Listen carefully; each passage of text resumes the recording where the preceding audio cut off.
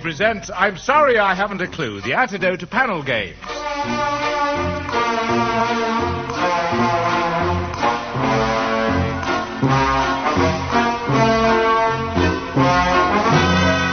At the piano is Colin Sell, and your chairman is Humphrey Littleton.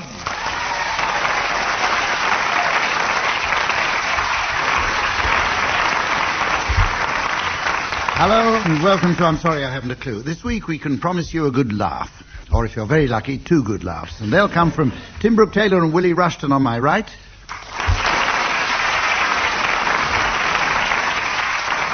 Barry Cryer and Stephen Fry on my left.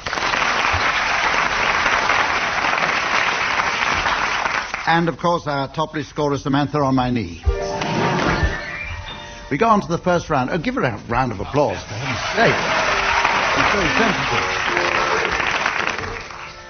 We're going to play the round called Double Feature. This round takes, of course, as its premise, the poverty of the international film industry. For economic reasons, new films will have to be remakes of pairs of old films. I want you to give me the resulting titles, teams, and I'll award points for pretty well anything. We'll start with you, Barry. Well, they've combined 3 films to make a new one. They've combined Up the Junction, Back to the Future, and Passage to India.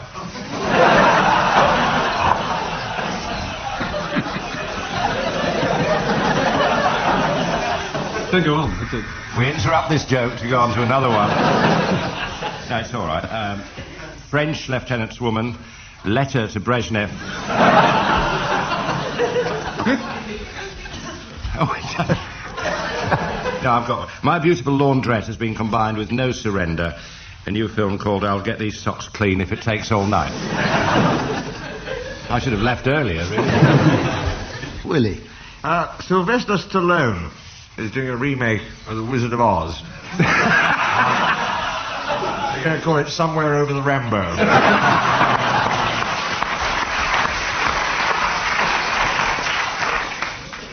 Okay, Stephen. Well, there are a lot of films. Don Juan, Casanova, MASH, The Onion Field, and Exodus have been put together as bangers and mash with onions to go. The producers of Whoops Apocalypse, Get Carter, The Wild Duck produced a U certificate version of Whoops, Get You Ducky. They've combined Back to the Future with Kiss of the Spider Woman, new film called The Margaret Thatcher Story. Same producers combined How Green Was My Valley and The Man Who Never Was to make the Geoffrey Howe story. We've got Pardon My Past, Some Like It Hot, and The Wind. There's Sorry I Had Curry Last Night. There'll be quite a dull one about the SDP's electoral prospects.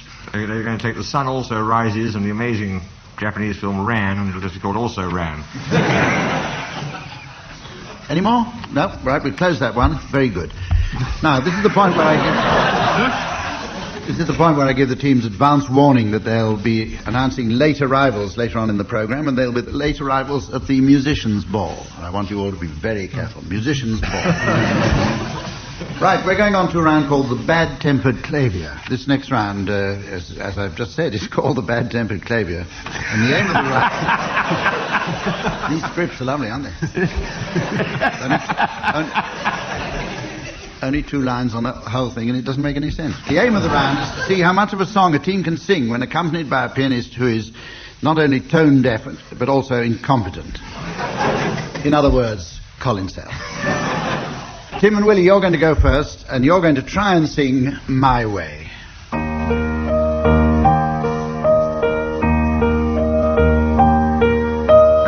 now the end is near, and so I face the final curtain. My friends, where's the written? I'll say it clear, I'll state my case, of which I'm certain. I've lived a life that's full. I've travelled each and every highway and more. Much more than this, I did it my way.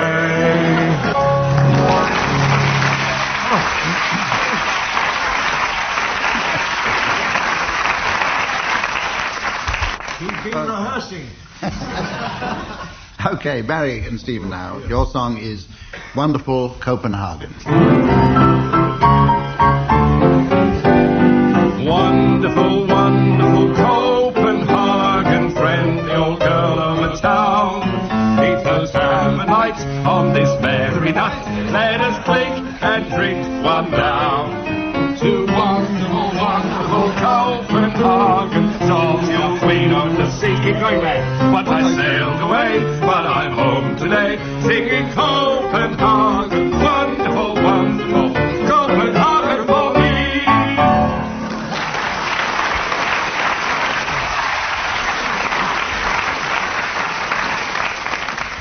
Well, in response to the audience's applause, I'm not awarding any marks for that round. We're going to go on to the next one, which is the very popular round, Good News, Bad News. Someone whom I'm about to nominate will start with some good news, and then the next person gives us the corresponding bad news. And it goes on until I press the buzzer, when I can find it. Oh, there it is.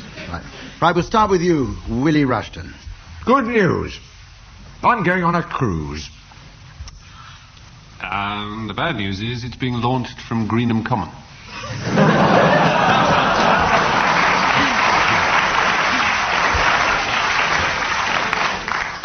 Good news. I've always wanted to visit Russia. Bad news, it's aimed at Wapping. Good news, it's aimed at Wapping. And the bad news is it'll never get there. Mark Thatcher is the pilot. Good news, Thatcher. Good news, cruise has been privatised. Bad news, it's been bought by the Russians. Good news, so is Mark Thatcher.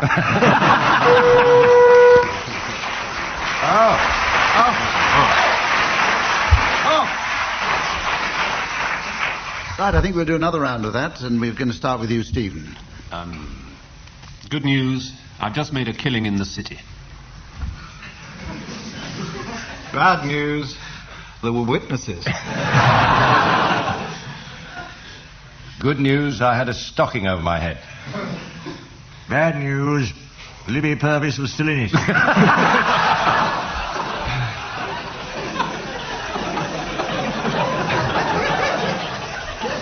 Good news, I escaped up a ladder in the stocking. Oh, I'm frightened. Bad news, there was something nasty waiting at the bottom.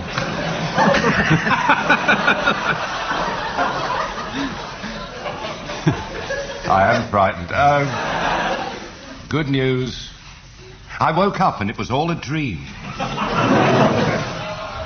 The bad news, I was still in Libby Purvis's stomach. Good news, Libby Purvis was no longer in it herself. Bad news, Gloria Hunniford was.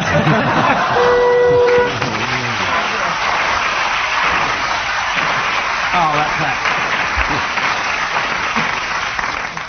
Well done, Tim. You can start. Start the next one. Good news, Elton John's had a successful transplant. The bad news, he looks silly with a liver on his head.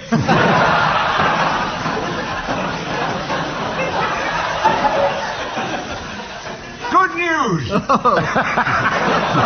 Thank you. It's Gloria Hunniford's liver. Bad news, she's got Elton John's scalp. Good news, nobody's noticed. Bad news, Derek Jameson's taken over her TV programme. Good news, he's had a voice transplant. Bad news, he's got Janet Street Porter's voice. Good news, nobody's noticed.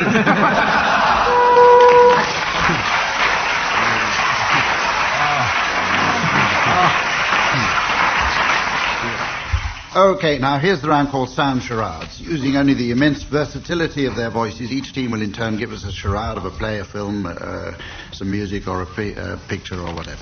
The other team will then have to guess what it is. And the answer will go up on our electronic scoreboard here.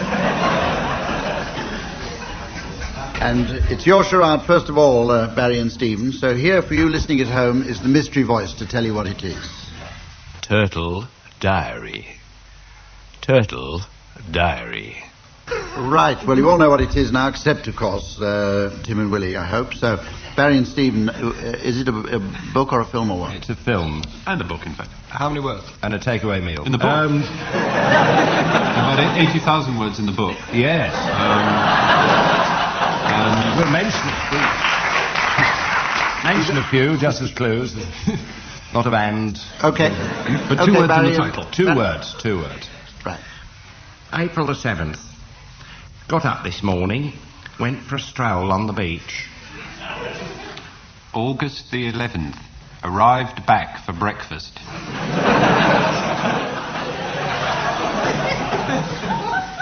September the 22nd. I'm very worried about my eldest, Amy. She's very shy, refuses to come out of her shell. November the 9th. My birthday today. My darling wife didn't snap at me all day. And she gave me a lovely man-necked sweater for my birthday.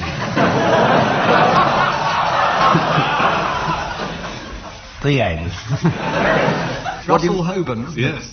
Turtle Diary. Yeah, well, Captain Scott's final journal, isn't it? Turtle Diary. By, Yes, very good. Yes, I thought you'd get that. Nobody loves a smart house.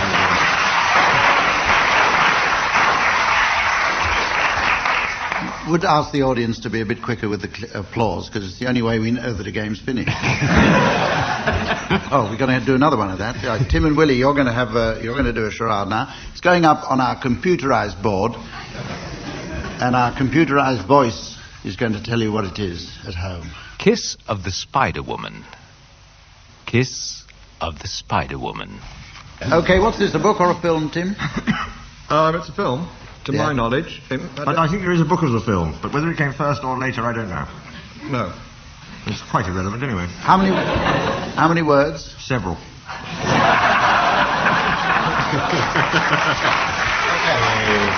If I could be more accurate, several-ish. Right, carry on. 5, I reckon. Okay. 5. Put your arms around me, darling. I certainly will. No, all of them. Excuse me asking this, darling, but have you shaved recently? Which bit? Oh, pucker up then. Osculate with me, you glorious, hairy lovely. All right. Oh! Dies, the end.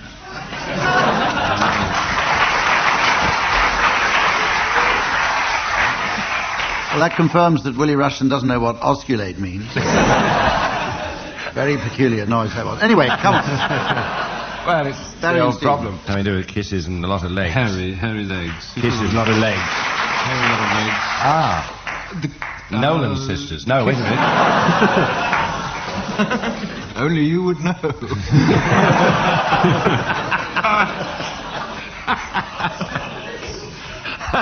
What's that one? We're playing with them, aren't we? Yes, we are, I know. Well, the listeners can't see that.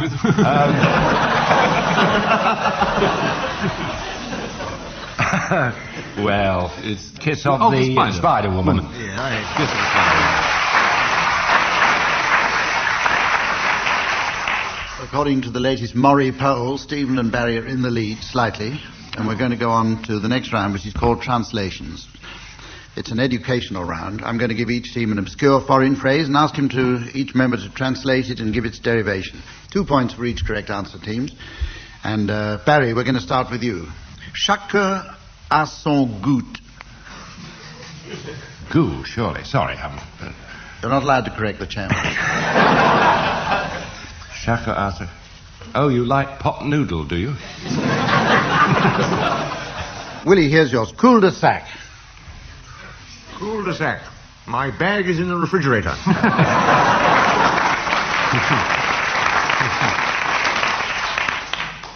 Stephen, yours is a German one. Ich dien. That's I am Jane Torville's dancing partner.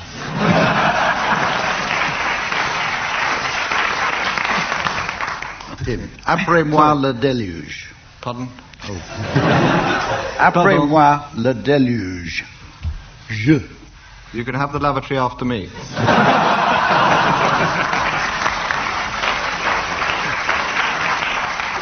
I think I cleaned that up. I wouldn't like to do that. Sorry. Any more from anybody? I always thought that steak tartare meant the meat's off. And Prima Donna is Sean Penn's Bachelor Days.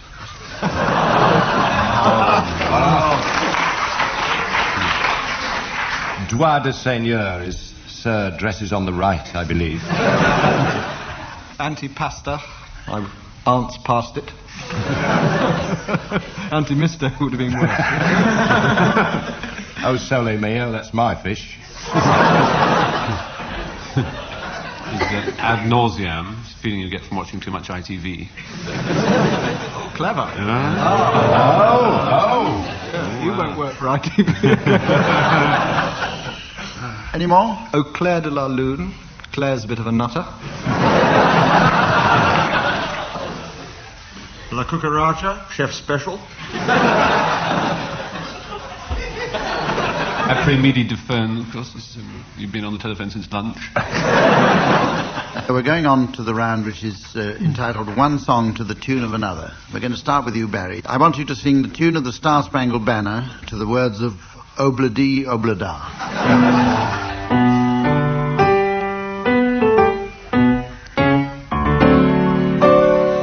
Obla-dee, Obla-da, life goes on, bra-la-la.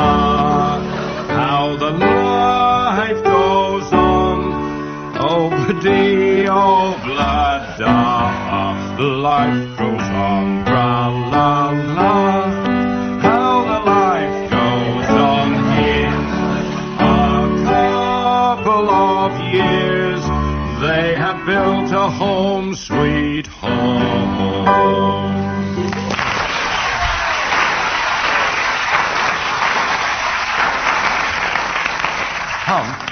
Eamon Andrews once introduced that song, and he was on live television, and he was reading his autocue, the words on the camera. He'd never seen it before, and he introduced it as "Oh bloody, oh bladder."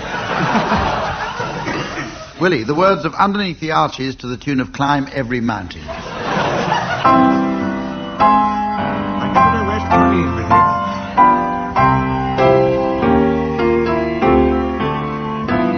It goes on.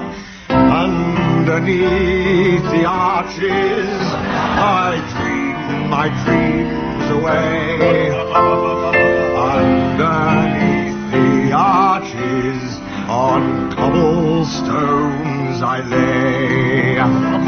Every night you'll find me tired out and worn, happy when the daylight comes creeping, lading the dawn. It's a misprint.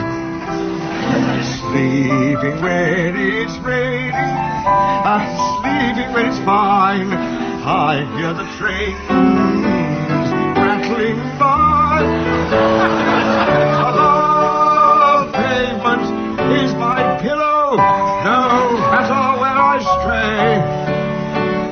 Underneath the arches I dream my dreams away. Oh, where did Hammerstein go? Let me Rogers, come back.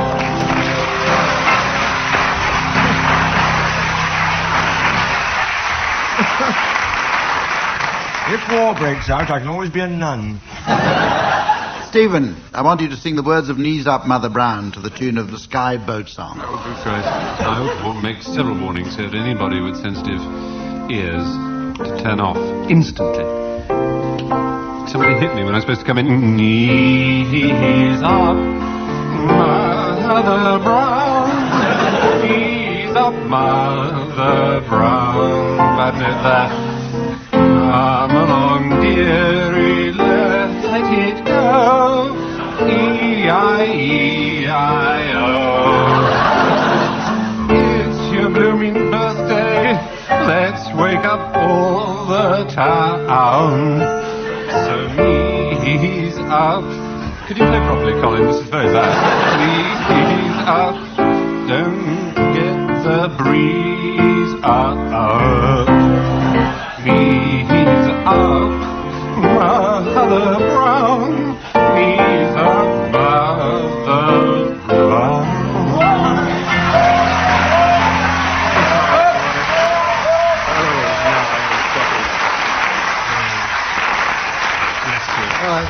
That was so good, I'm tempted to ask you to do another one. But I'm a kind chap and I won't. Tim, the words, please, of Chattanooga Choo Choo to the tune of Oh Dani Boy.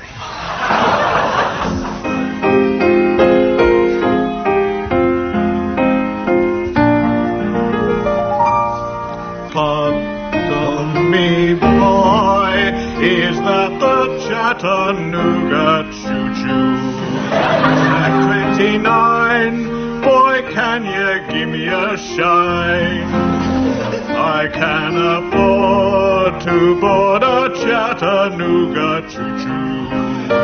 Cover my fare and just a trifle to spare.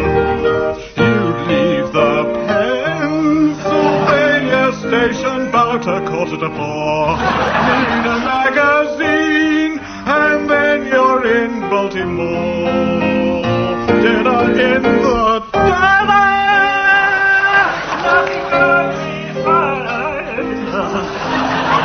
Than to have your ham and eggs in Caroline.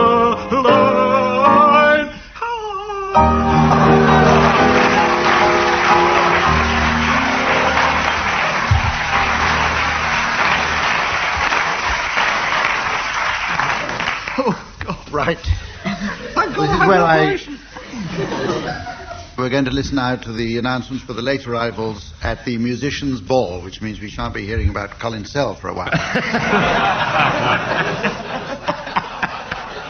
Will you welcome, please, Mr. and Mrs. Uendo, and their none too bright son, Dim Ian Uendo. It's from Ireland, the O'Lynn family. There's Vi and Mand. And no others. And then accompanied by their old chums, the Carto family, with their children Leg, Stack and Pitsy. Mr. and Mrs. Moonlight and their son Arthur. The Sickord family and their daughter Harpic.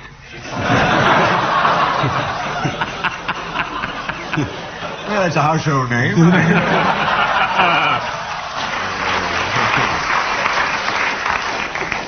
Barry Tone, who is weaving his way across. He's harpist. And the freezer salesman, known to us all as Ice Ted Ford. They've let Jo in. I'm very surprised. I thought they were going to ban Jo, but she's... there's a wonderful patron of music, Art Scounsel, and he's come to buy some composers. I can see his Chopin list there. Oh, there's Tim Parney and Kate Ettledrum. No, Kate. I've written it very close to the paper. Oh, there's the opera family with their daughter, who's in public relations. She's a smooth operator, I can tell you. Which leads me to Andrew Lloyd Webber. I didn't want to go, but it's late. With his fan, Tom of the Opera. His new show's an underwater version of The Hunchback of Notre Dame called Ringing in the Seine. He also has his cosy fan, Tutti. Also from Italy, will you welcome Signor and Signore Mobile, and their daughter Donna A. Mobile. She's the strumpet voluntary I was going to try. Oh, she's come with her vibrato. No. It doesn't give a Figaro. Obviously not. With any luck. Will you welcome all the way from Sweden, please? Miss and Mrs. Knight of the Proms and their son Lars Knight. Well, the Blues Brothers and their wonderfully disgusting sister Bad Penny. A small tribute to the chair. What a tribute. Oh, there's Hitler. Or some other German leader. Clarionette, who's here with her baby, Grand. And her cat, Gut.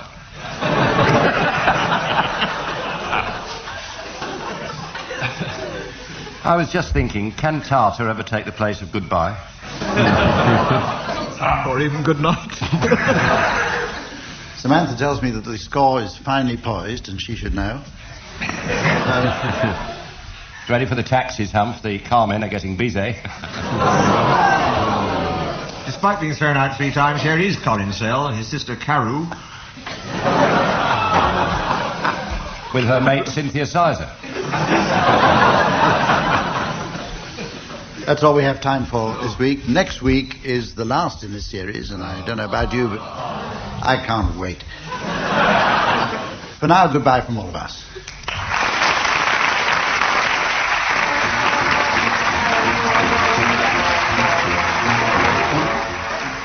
Tim Brooke Taylor, Barry Cryer, Stephen Fry and Willie Rushton were being given silly things to do by Humphrey Littleton, with Colin Sell setting some of them to music.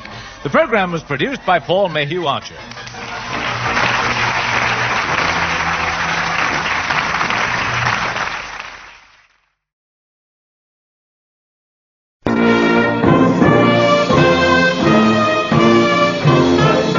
We present I'm Sorry I Haven't a Clue, the antidote to panel games.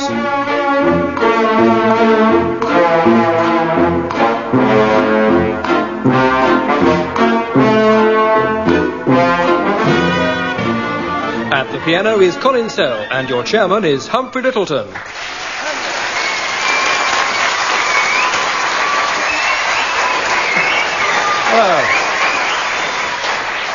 Hello and welcome to the programme which has done for radio what the eruption of Vesuvius did for Pompeii. As usual, 2 teams oppose each other. On my left, Barry Crown and Graham Garden.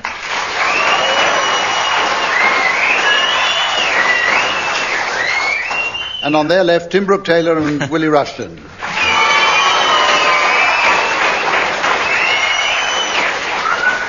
The rules of the game changed so much over the series that I haven't yet caught up with them. So we'll go on to the first round, which is the round called Last Episode. And in this round, the aim is to put the last nail in the coffin of a long-running radio or television show and close the series in one line. Colin Sell will play the theme music or some appropriate music, and I shall award some points somewhere along the line. Tim Brooke Taylor, you're going to start with this one, and we want you to put the last line to The Brothers.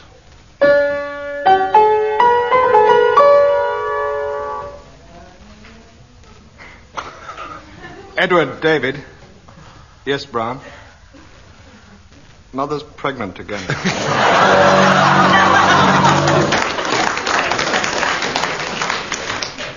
Barry, your one is Within These Walls.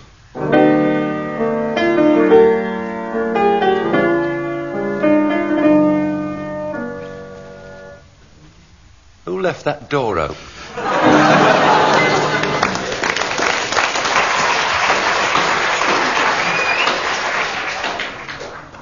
Willie Rushton, the show that we want you to kill off in one line is The World at War.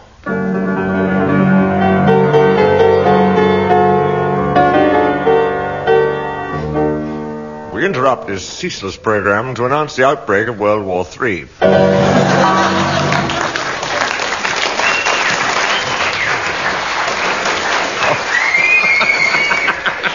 And now back to Harry Vaseline and his music of the Mendips. Graham Garden, the show that we want you to kill off is Gardener's Question Time. Well, I'd like to ask the panel how best I should feed this trifid. Down, boy, down.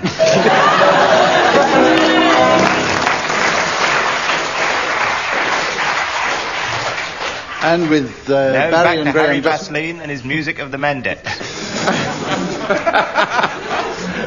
With Barry and Graham just marginally ahead, we go on now to the point where I tell the teams that they have to think of names for people arriving at the Electrical Goods and Allied Industries Ball.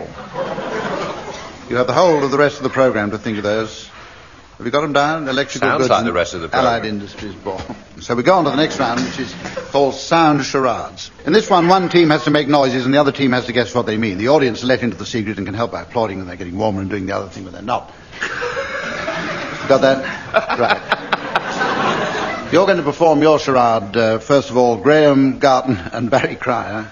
And I want you to tell the opposite team whether this is a play, a film, a book, or what it is. It's a book and a film. Book and a film. A secret voice will now, a mystery voice, will now tell those of you at home what it is. The Omen. The Omen. Barry and Graham, how many syllables and how are you going to do it? There are 2 words on the card, and we're going to do them both at once. Oh. Ah. Oh. Oh. Oh. Uh-oh.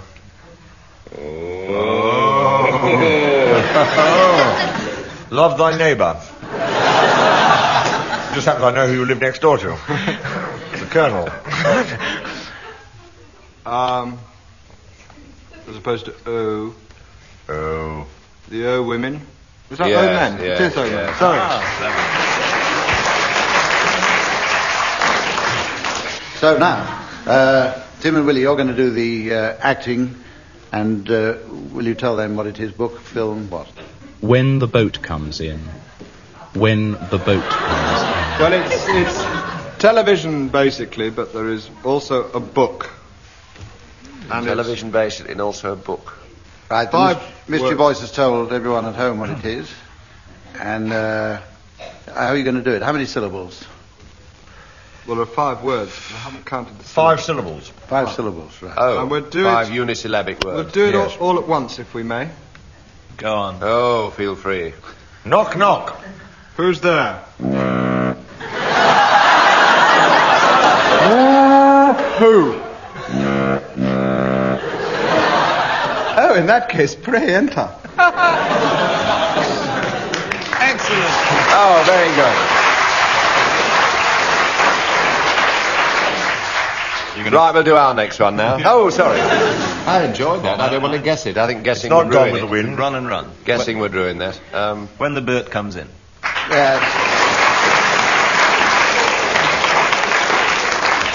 Graham, you got that right, so you've earned yourself another chance to do another charade. I will. What's this one going to be? A television series. Starsky and Hutch. Starsky and Hutch.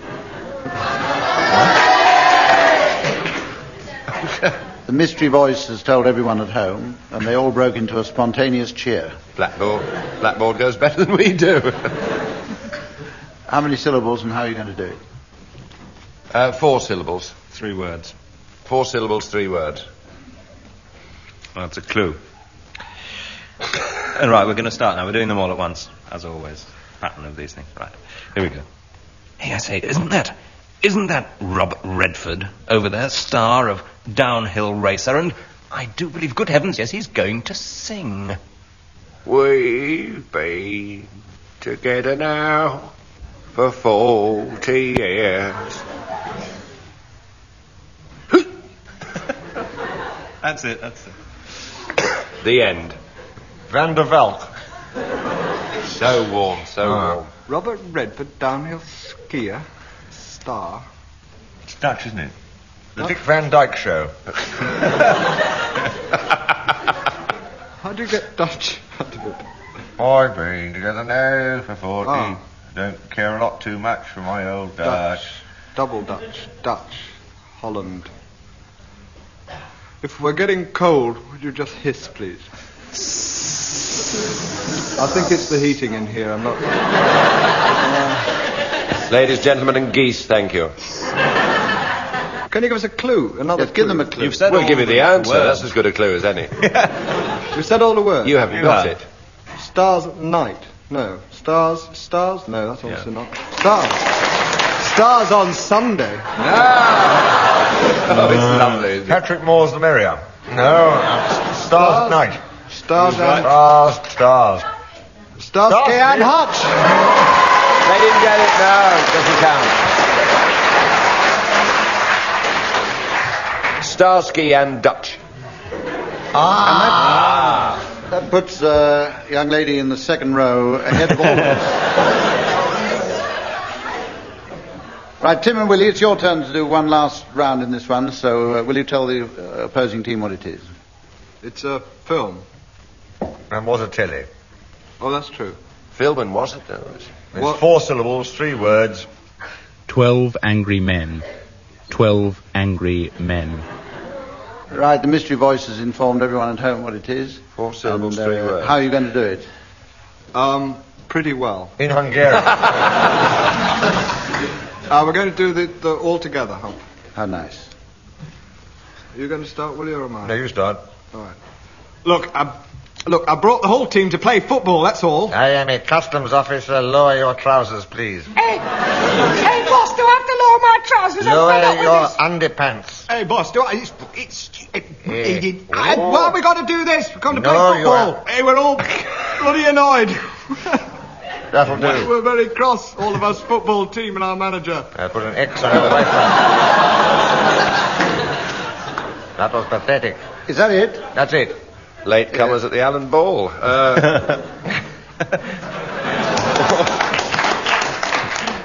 A football team and their manager. 4 syllables, 3 words. So easy when you know, isn't it? It's so easy when you know, yes. What are we talking about now? Oh, sorry. Quiet flows the Don. Yes. That's cricket. Oh, right. Filthy. Topical. Are they getting warm, audience? We're not getting anywhere, really. Why the manager? Is Don relevant? What's the manager got? 12 angry men. Hey, good lad. Very good. No, I'm sorry, it was in fact the Dirty Dozen. And with that fleeting reference to the listeners to this programme, we carry on to the next one.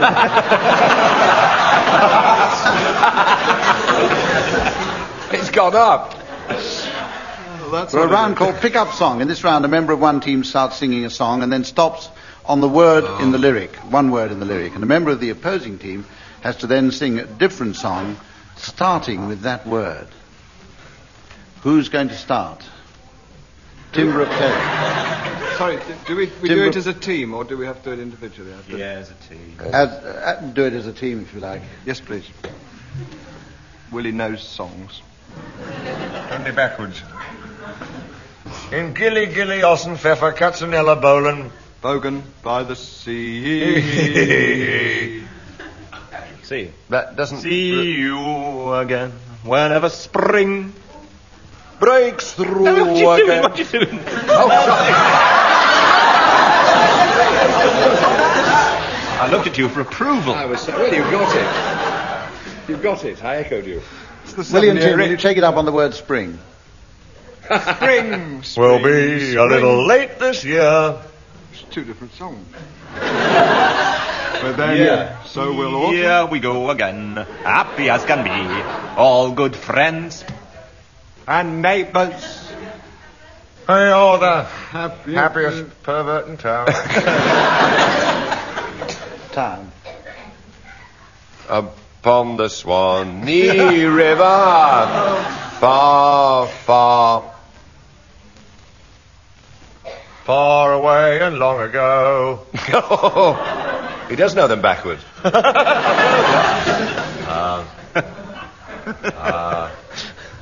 had a song which went quite slow. You're not meant to make them up. I heard of your office. Oh, I see.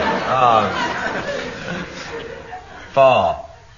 Far, afar, a long way to go. Far. They're in a world of their own. I'm trying to remember the tune of Far Down Below. Far, far, far down below, fetch a bucket. Bucket? A hole in that.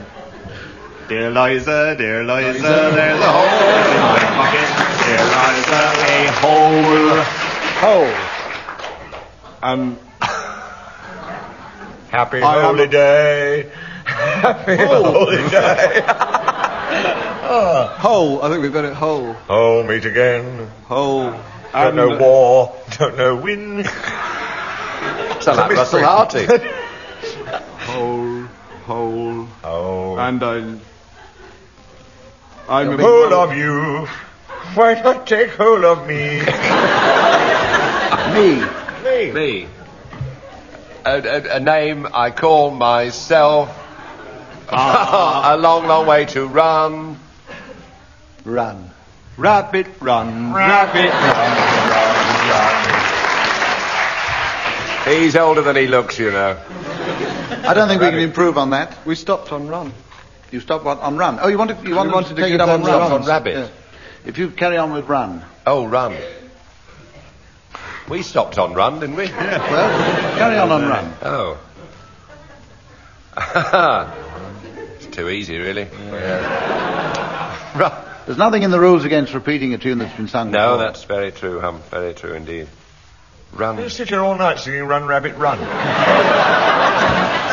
You would let to blast your tiny horn. That was my idea, but you've obviously stotched it. I think after the intellectual strain of that round, we ought to go on to one that's easy. So we're going to do one of our ad-lib poems. Oh. The teams are going to make up a poem. And each team member has to keep going in until I press this buzzer. And then a member of the opposing team takes over. And this goes on until we stop. When did the T-bar take over? And I'm going They're as to audible pass as we to are. Tim Brooke Taylor the opening line of the first poem, because we probably have time to do two.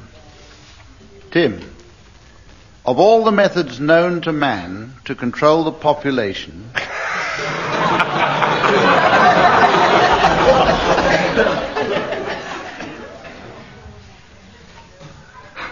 The best has been used by far by a man who is a nation.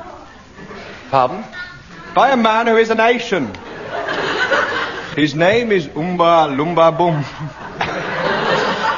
His mother was quite drunk.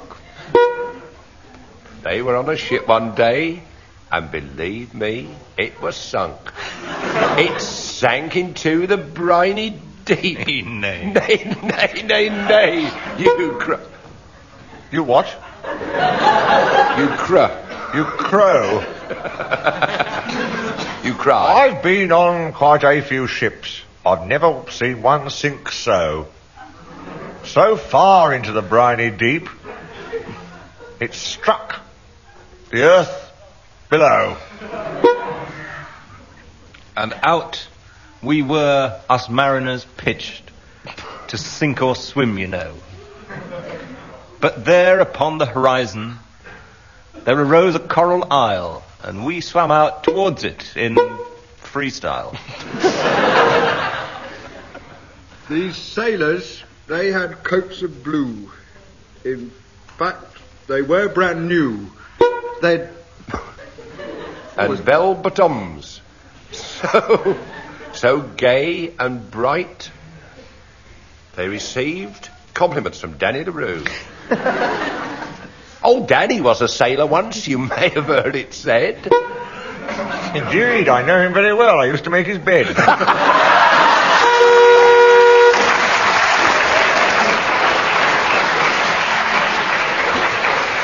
Well, all the points go to Willie on that one, and we'll do another one now, a quick one here. Autobiography.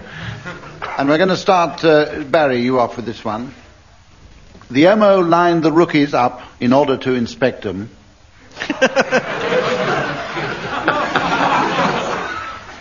He was a man who ruined them, who ravished them and wrecked them. He was a stern and vicious man with boots that shone like the sun. And my word, when he said cough to you, the best thing to do was run. He had a vice-like grip, he had. He should have been a vet. He had a grip like vice as well, which terrorized him yet. But all the lads in his platoon looked up to this great man. I must admit, I am myself a little bit of a fan.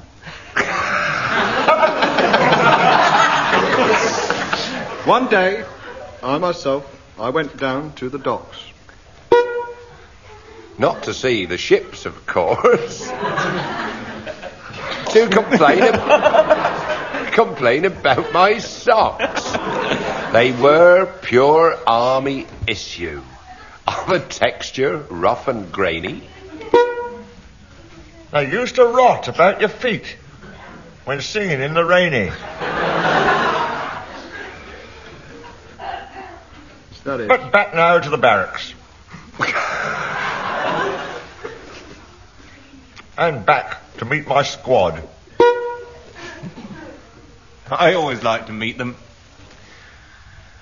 Training in the quad, for we had taken over a college in the town. In the what, sorry? Town, of course. That was a time ago before we were sent down. I'm finding it difficult to rhyme. Oh. Surely we are running out of time. But no, let's tell our story with its sordidness and slime. I think that's 3 rhymes. Never mind. We were 3 jolly undergrads of college fame and sport. I was up for a time at Wadham until I was finally caught.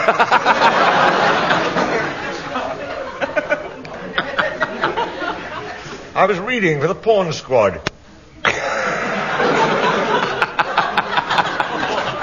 I got a 3rd in Greek. I got a 4th in Latin and I couldn't sit down for a week.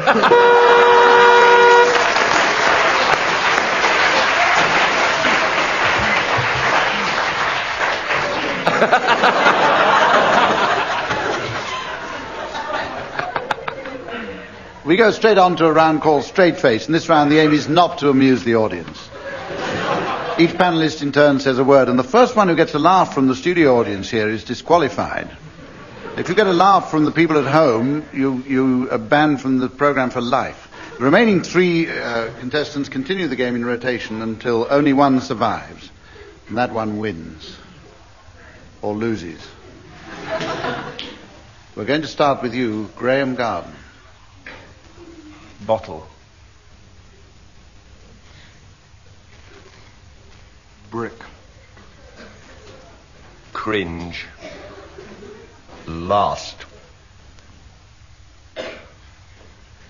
Potter.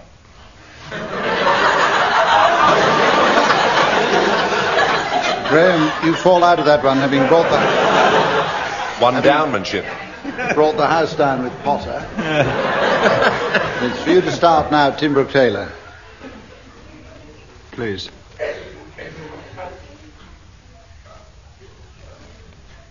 Cucumber. It's the way you tell them.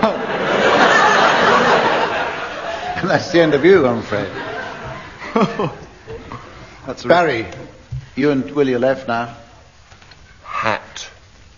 Episode. Bombazine. Go on, I didn't hear anything, Willie. Oh, good. What a relief. Sound. Euphony. It wasn't that euphony.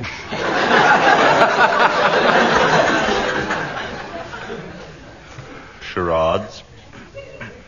Game. Pick. Pardon? Pick. Taught. Song. Furbelow. Add. Truss. And Barry, having surrendered that one without a fight, that leaves Willie. I just want to see whether you can get a mark, Willie, by carrying on.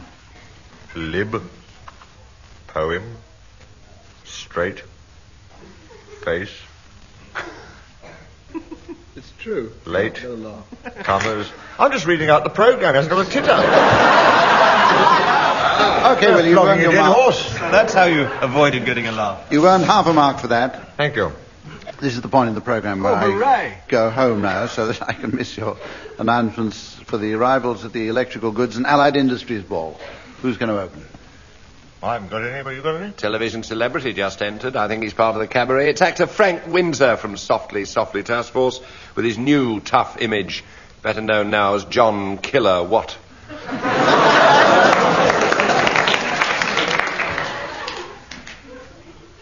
Oh, he hasn't brought anybody with him. Sneaking in under his skirts are Mr. and Mrs. Rater and their daughter, Jenny Rater,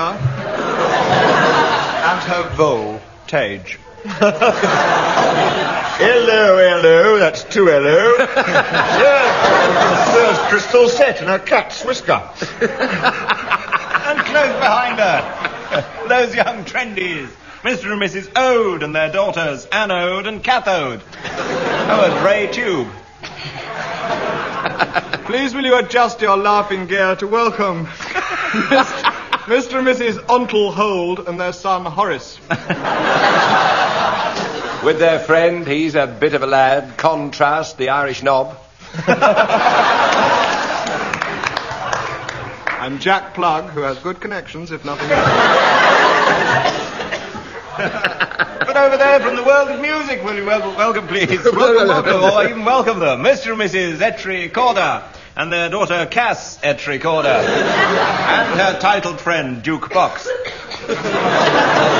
Bend the knee, won't you, now, for Lady Kit and her rather diminutive husband, Short Circuit.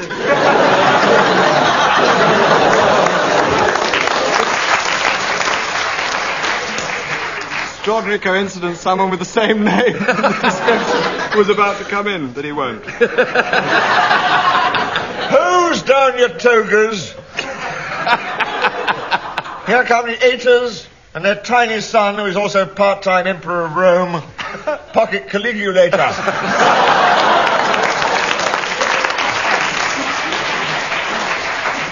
But enough of them, for here, from Bonnie, Scotland, will you welcome, as always, Mr. and Mrs. Amp Fuse and their son, Fife Amp Fuse.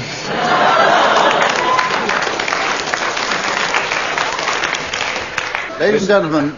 Oh, by the way, Humphrey, can we all take our partners for the last waltz before we all go home? No, we can't. The band have struck. Ladies and gentlemen, all good things come to an end. But not yet, because here, from America, representing the FBI, is J. Edgar Vacuum Cleaner.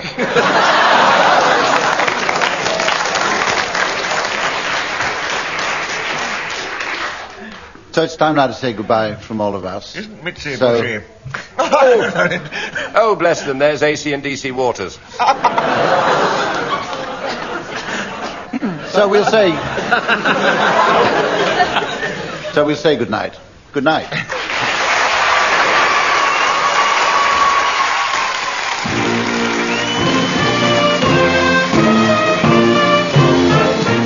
Barry Cryer, Graham Garden, Tim Brooke-Taylor and William Rushton were being given Silly Things to Do by Humphrey Littleton, with Colin Sell setting some of them to music. The programme was produced by Simon Brett.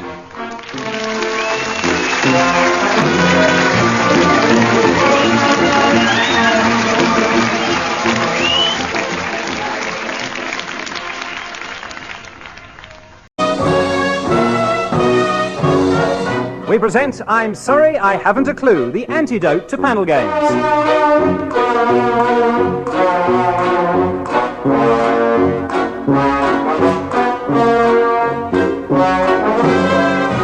At the piano is Colin Sell and your chairman is Humphrey Littleton.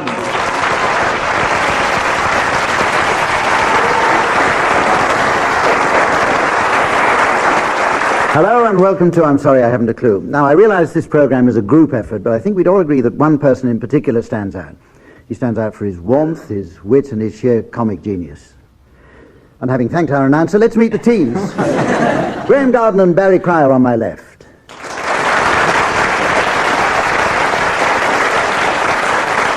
Tim Brooke-Taylor and Willie Rushton on my right.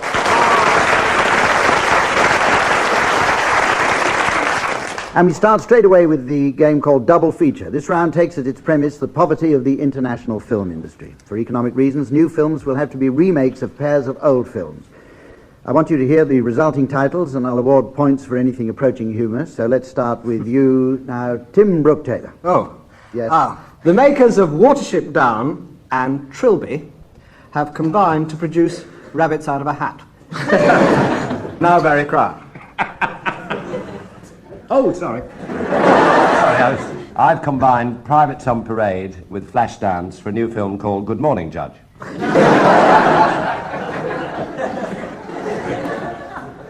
The end. Willie Rushton. This is a huge money saver. This is The Coral Sea, Danish Blue, 20 Million Frenchmen Can't Be Wrong, The Italian Job, If It's Tuesday It Must Be Belgium, Funeral in Berlin, Hotel Amsterdam, No Sex Please We're British, The Spanish Gardener, and it's called The Cruel EEC.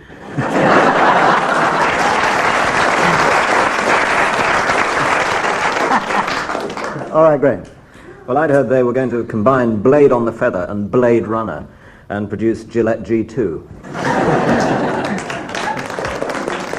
And news, you'll be pleased to hear of a new Video Nasty, which is a punk version of Separate Tables, and it's called I Spit in Your Gravy.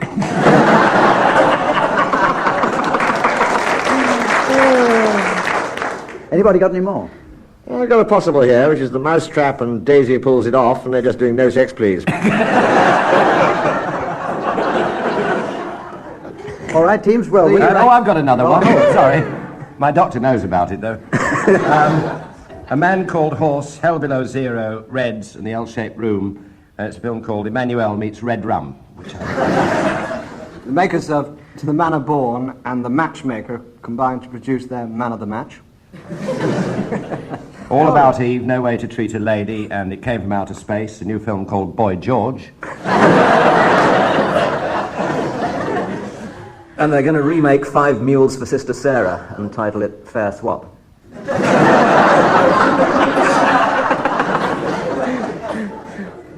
All right, well, Willie Rushton squeezed a point out of that round.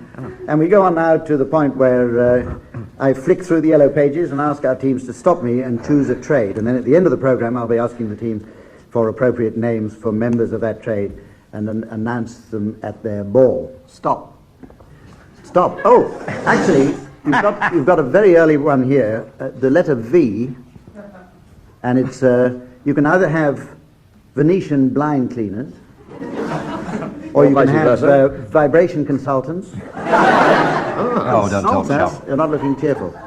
Vermin destruction, or veterinary surgeon. Let's have veterinary surgeons, shall we? Veterinary services, or vets. Vets. All right, vets. Right, start thinking. Even at this late hour. Now, we have a calypso round. This is the round when each team has to improvise a calypso, with the members of the teams taking alternate lines and Colin Sell providing assistance at the piano. And I'm going to ask you, Graham and Barry, to give Tim and Willie their subject for a calypso. An easy one this week. Yes. Doddle. Will you please sing the President Mitterrand calypso? Thanks a lot. Thank you. Merci bien.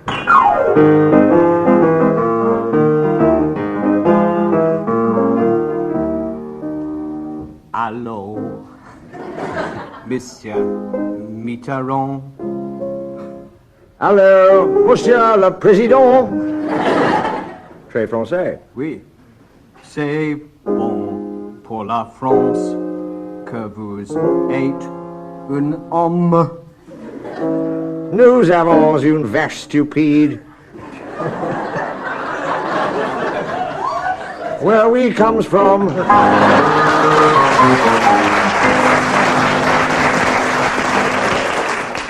Well, it's lucky we have a bilingual audience here. I'll give you 3 points. Oh, is that what they are? No English. Tim and Willie, now, will you give Graham and Barry their subject? We would like them to do the calypso. As in Jacques Cousteau's boat, or bateau. Oh, yes. Is boat the calypso? Is boat the calypso? Bateau calypso. Pursuing the French motif. Right. And I'll start. I'll sing in English. You sing in English. I was sailing along in my boat, the Calypso. With the first mate who's a bit of a dipso. We lowered the dinghy, put the oars in the rowlocks.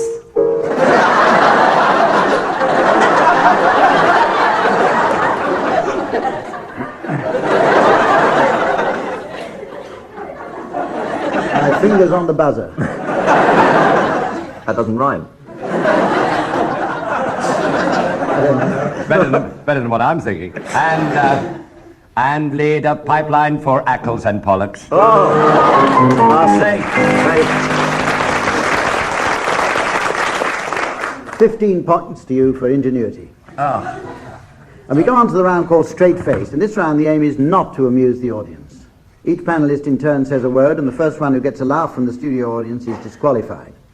The remaining 3 continue the game in rotation until only one survives, and to that one I award a large number of points. Okay, and we'll start with you, Graham Garden. Mayonnaise. Plum.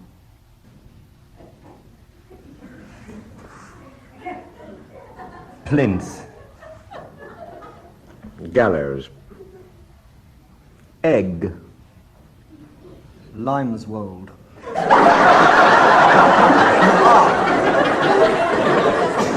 Bad luck, Tim. Bad luck, Tim. You're out then. You're out. Barry, you start off again. Burlap.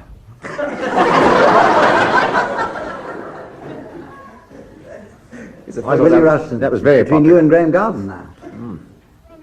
Tendril. Log. Room. Artichoke. Not really, it wasn't that bad. A what? I didn't hear anything. Go ahead. It's the best he's got so far this evening. Even so, it didn't register. Okay, Willie, continue. Grass. Soup. Plough. Furrow. Haddock. I'm sorry, Willie. I'm sorry. It's No, it's just memories they were having. Too late to shush them now. No, that makes the winner Graham Garden. Great. How lurid.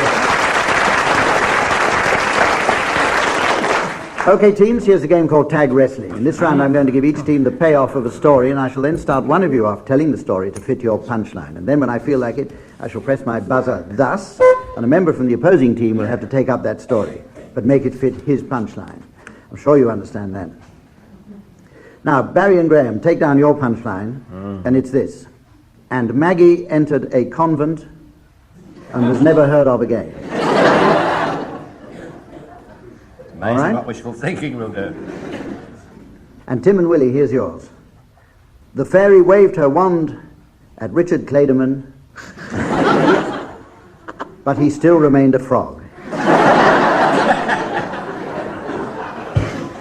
Barry and Graham, you've had longest to think.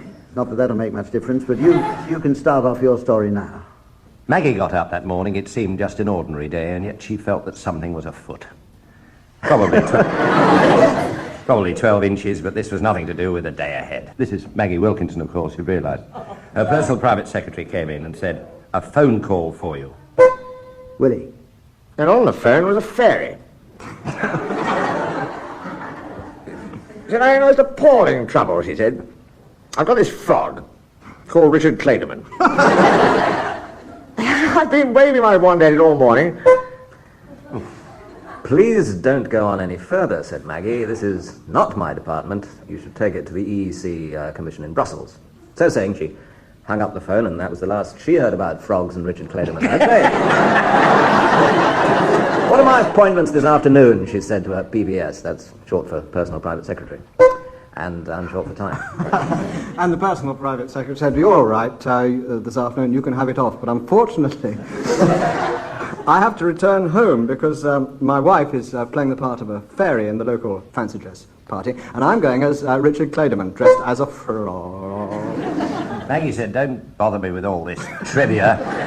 I've got a country to run." And Maggie Wilkinson, this is. Maggie Wilkinson, Right, yes, thank it's you. a fairy story. And she popped next door to number 11 and received some dreadful news from the Chancellor. He said, "The game's over. They've tumbled. All gone. She... or not." The only thing that can possibly cheer me up is to listen to the works of Richard Clayderman on the piano. "Alas," said Maggie, "he's still a frog. I've got this fairy who's been waiting in the office outside now for about 3 days due to the rude treatment of the opposition." But where, she said to her PPS, is Richard Clayderman that I may go and listen to him? Well, I believe he's being looked after, she said, by a silent order of nuns. Go and visit him there. So Maggie entered a convent and was never heard of again. Oh. Sorry. Yeah, Well, that certainly took me by surprise. Now, we have a round called Justify. This is a new round in which we perform a social service. Each team member will pick a much maligned public figure and attempt to account for his or her behavior. And I shall award points depending on how many members of the audience are moved to tears. Right, we'll start with you, Willie Rushton. Would you please justify Leon Britton? It isn't easy to be Home Secretary. But there are things, cheerful things. He's not planning to hang everybody. I don't think he's going to arm the traffic wardens. Certainly not with cruise missiles. And I think when you think of him in the Home Office, being ugly like that, it's not his fault he looks like an unfinished join-the-dots picture. My heart goes out to him. He is a man of whom it is truly said. Well, the audience is looking extremely impressed by that, so the rest of you have got a lot to beat there. Thank you, Willie. Now, Graham, would you please justify Mary Whitehouse? Yes, briefly. I don't think people realise that the debt that we owe to Mary Whitehouse for her tireless fight against all forms of censorship. Because she's a shining example, because she has seen and read more filth and rudery than anybody else in the world. But it's had absolutely no effect. And she stands now before us as wholesome and pure and nice as she ever was, therefore proving that censorship wouldn't make any difference at all. Thanks, Mary. Excellent. Oh, brilliant. A wide measure of agreement there. Now, Tim, would you please justify the Game for a Laugh team? Yes, a much maligned group. Let me take them individually. There's Henry Kelly. Now, Henry Kelly, outside the Game for a Laugh studio, is a normal human being. You've heard him on Midweek. He's actually almost human. Take his sister, Matthew Kelly. Now, he's awfully good with children. I saw him the other day on the programme, and a little bit of humanity crept through for a moment. Sarah Kennedy. Attractive, intelligent lady normally, but, under these very, very difficult conditions where they're made to run down, grin at us, and then kick the teeth out of members of the public, it's not easy. Now, Jeremy Beadle, I'm afraid I can't actually justify Jeremy Beadle on any level whatsoever. But I reckon 3 out of 4 isn't bad. So basically, all in all, it's, probably, if we didn't have it, we'd actually have more punchlines. I think that's my justification. My case rests.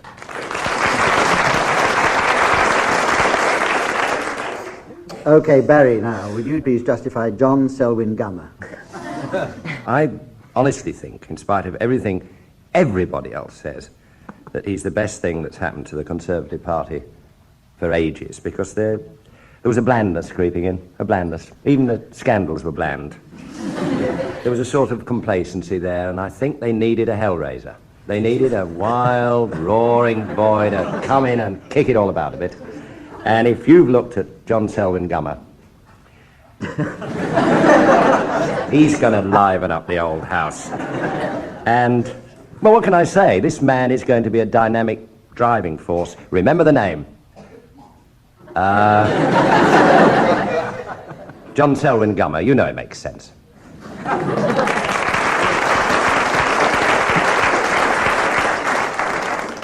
Barry wins that one.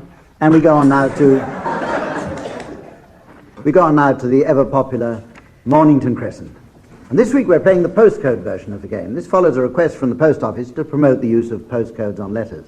So instead of saying a street, we want you to give teams its postcode. Do you understand that?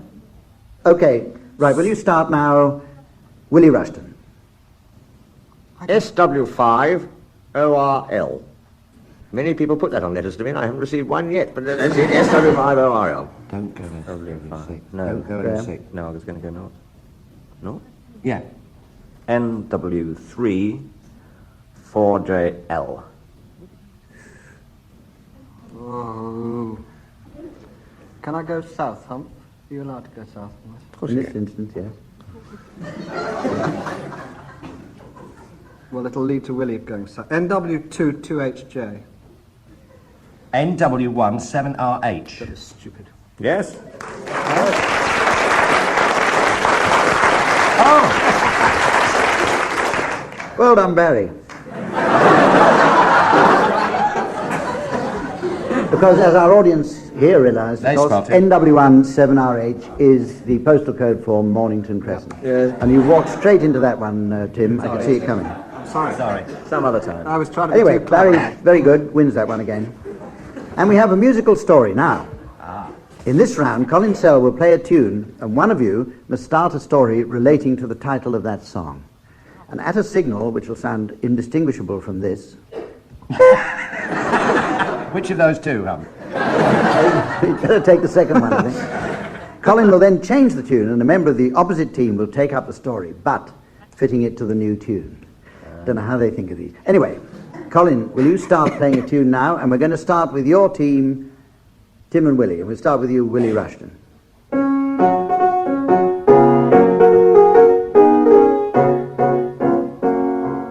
God save the Queen, Willie. This fairy was standing on Ilkley Moor and suddenly realised it was a Yorkshire fairy, so his brain moved slowly, that he was hatless. Good Lord, said the fairy, I must do something about this. Perhaps I could turn Richard Clayderman into a hat. So he set off across the moor with his wand.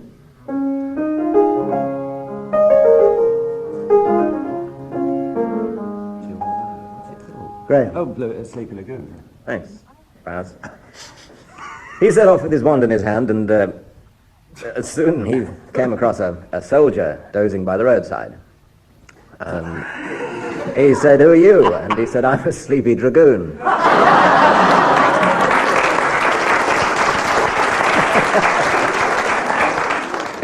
And what's the story about? How do you win this game? Wait and see. Oh, I see, right. And the soldier said, "I notice you're not wearing a hat." And the fairy said, "This is true. I notice you're wearing two."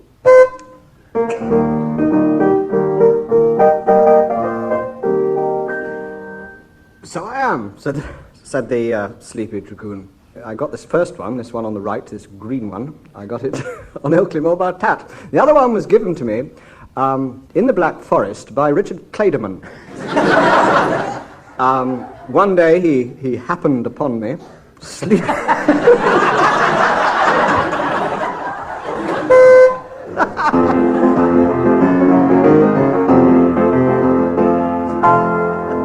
Just like that he did.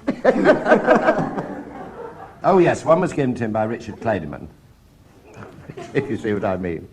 And the fairy said, "Well, there's still your other hat. Can't I? I've lost the will to live. Can't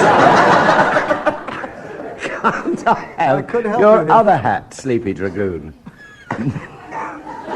"No," riposted the soldier person. "I got this in Spain. I've only just got to the point there."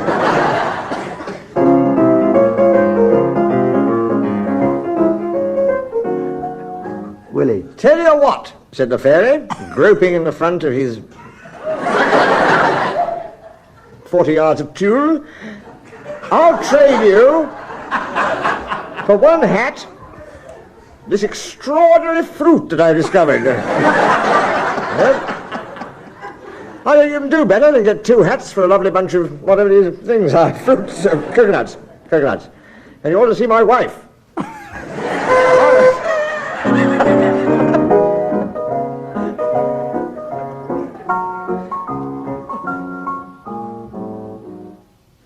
"I would certainly like to see your wife," said the sleepy dragoon, and went round for tea with the good lady. Leaving the fairy on Ilkley Moor, still barked at. How does this finish?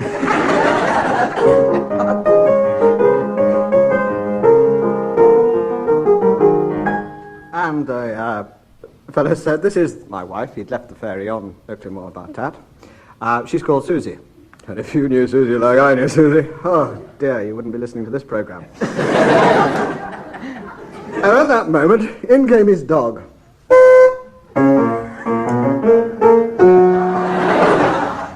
the dog.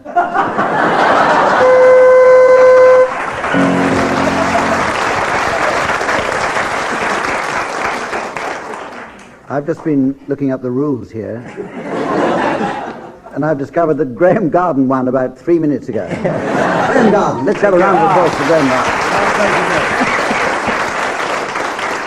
And we go on to the point where I ask the teams to announce their late arrivals at the Vets Ball. Late arrivals at the Vets Ball, teams, please. Anybody can start, as long as somebody finishes. Well, that dog that was just coming in. He's called Carpenter. Always doing little odd jobs around the house. Once made a bolt for the door. Yes. Nice to hear them again. Limping in after an unfortunate accident in a cattery, with his parents, Mr. and Mrs. Balls, their son Claude.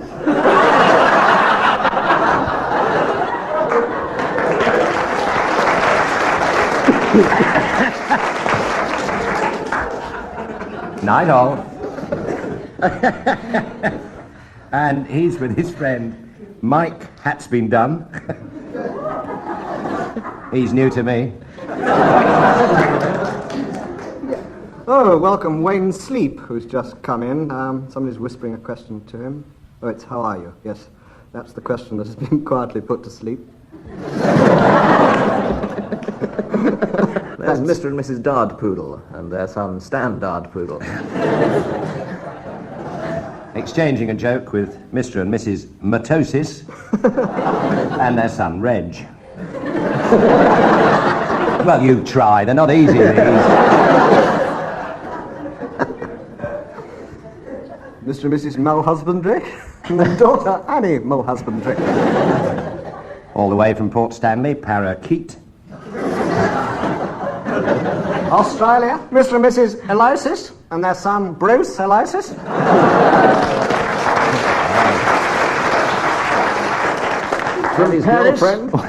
From Paris, Mr. and Mrs. Back of a Cow with their son Armand the Back of a Cow.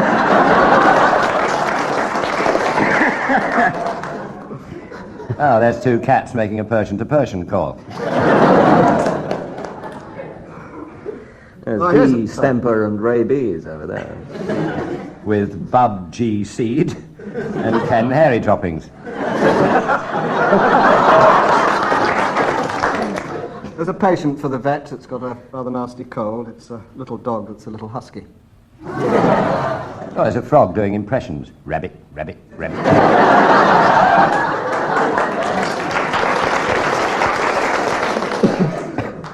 I think he's in the cabaret with Shirley Bassett. Singing with a little whelp from my friends. Well, teams, time has finally beaten us. Struggling through the door. Wishes she hadn't, but she's come halfway now. Anne Small, will you welcome, please? Anne Small, the really great animal lover. In fact, she loves all creatures, great and small. She does, no, she does. Be fair, she does. The food and drink's marvellous, the catering. I mean, juleps and hamster jam.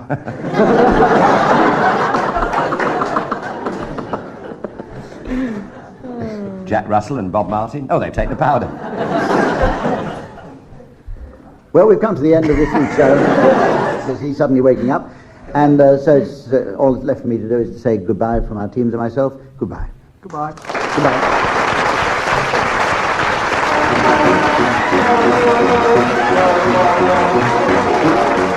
Barry Cryer, Graham Garden, Tim Brooke Taylor and Willie Rushton were being given Silly Things to Do by Humphrey Littleton, with Colin Sell setting some of them to music. The programme was produced by Paul Mayhew Archer.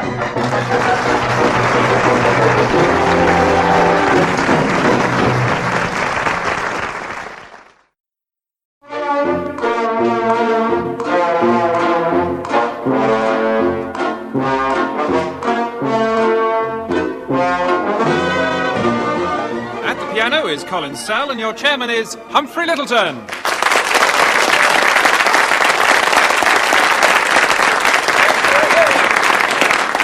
Thank you and welcome. As usual, I have with me four gentlemen whose happy task it is to keep our audience rolling in the aisles. But enough of our studio attendants. Let's meet our team. Tim Brooke Taylor and Willie Rushton on my right.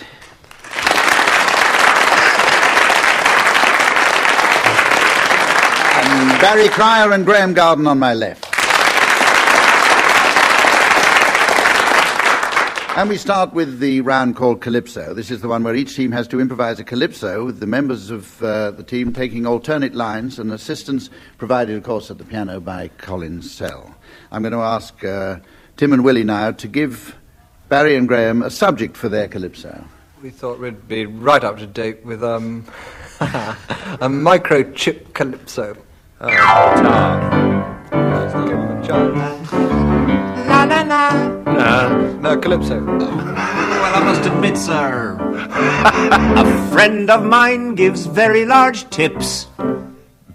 Because he has a firm making microchips. He's been so successful, so he says. He's moving into smaller premises. Ole, Riva.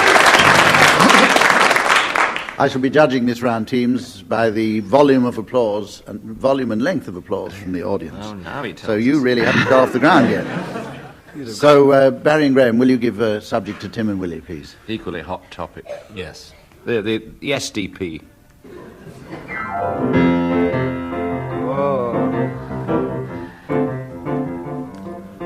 I got a leaflet from the SDP saying the middle of the road is the place to be.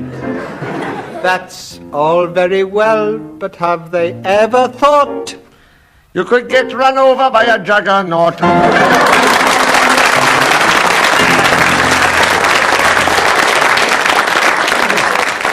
Well, I think Barry and Graham, you have to agree that they got the greatest applause on Do that we have one. to?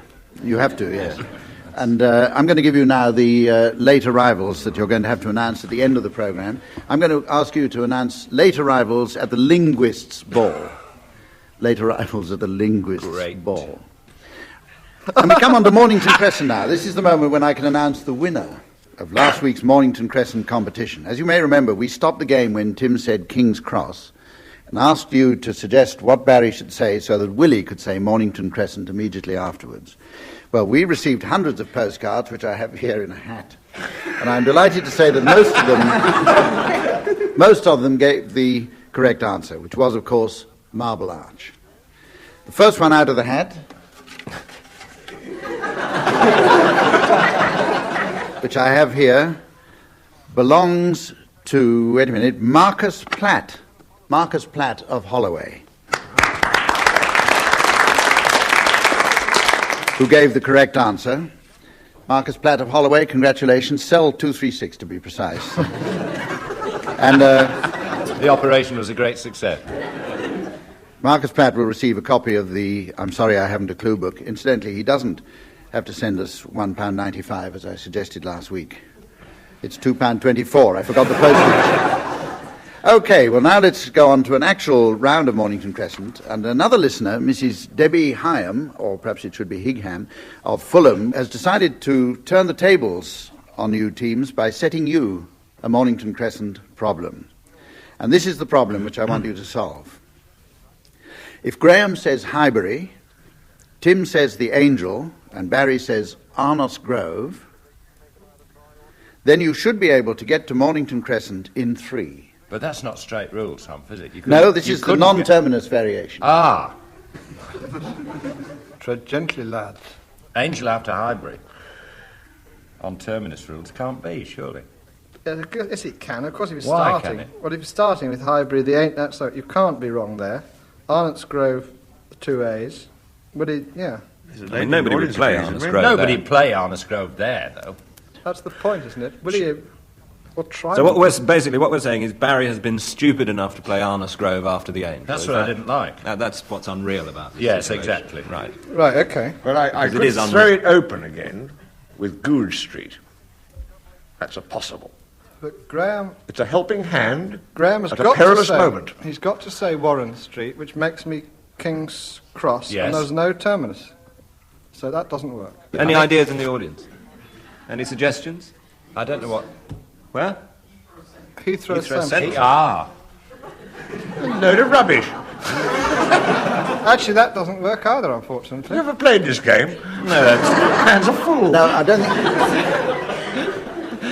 Do you think you're going to get it, teams? Do you know what it is? Has she given her for this clever clog? Well, I have a card here, and she hasn't sent the answer, unfortunately. So, Mrs. Debbie Hyam, or maybe Higham, would you please send us the answer? Or indeed, if any listeners at home have solved it while we've been fooling around here, send the answer in to us, and we'll announce it at some future date, like August the 8th.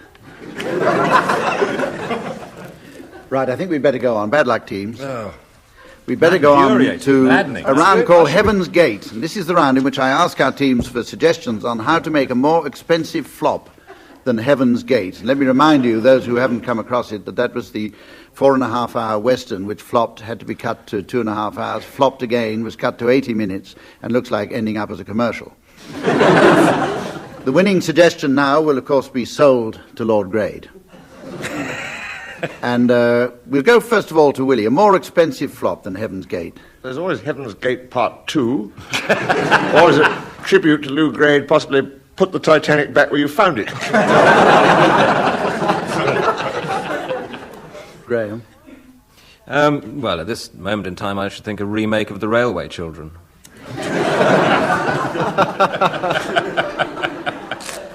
Or possibly The Nun Story, starring Oliver Reed. Tim? I would say the remake of the Texas Chainsaw Massacre. Now, this is being sponsored by family grocers who insist that it should be a musical. Texas Chainsaw Massacre, a musical suitable for children. And they're calling it the Tesco Cold Sore Irritation. Don't think that would make a lot of money and lose a bit. Didn't make a lot of marks, either. Barry? I think you could spend a lot of money and indeed lose it on a sequel to Arthur called Scargill. It's about a selfless union leader who cares only for his members. Science fiction. Right, well, Barry, that puts Barry in the lead. Anybody got any further suggestions? Tarzan sniffs blue tack. Okay, well, with Tim and Willie now in the lead, we'll go on to a game called Feeding the Baby. This is a good one. For this next round, each team member has a baby's feeding bottle suspended in front of him on the end of a piece of string, and the winner is the first to empty his bottle without using his hands. The bottles contain pure milk, and, of course, keeping the bottle suspended at the right height is a highly skilled and arduous task, so we're delighted to have 4 complete amateurs from the audience to do it. So, volunteers would like to come forward, please. A round of applause for our 4 volunteers from the audience. So, if you two would go to... And let me just tell you... Have you given a if you hold them by the string, they won't hold them up by the string. They start That's right. Well, never mind, they'll have to grab at it. It's an early delivery. Right, right, we'll start now. And as far as I can see, Tim Brooke Taylor is racing ahead. I was breastfed. It's not fair, this. Barry Crow's been sick. That was 44 years ago. Willie Rushton's talking, so he's virtually disqualified. Barry Crow's got himself into a very awkward, twisted position there. I don't think he can get out of that.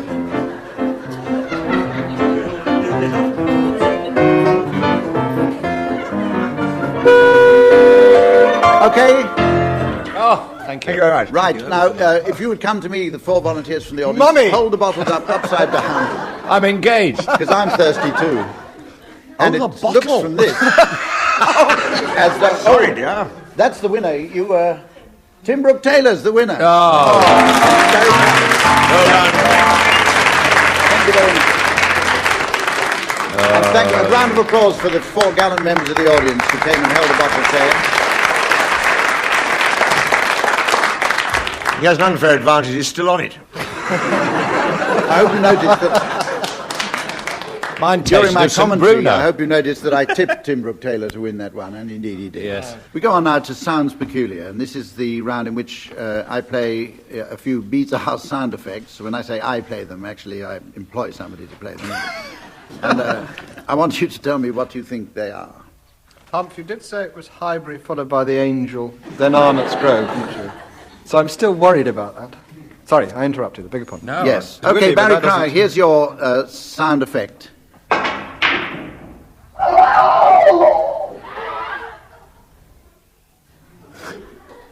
Steve Davies standing too near a pocket.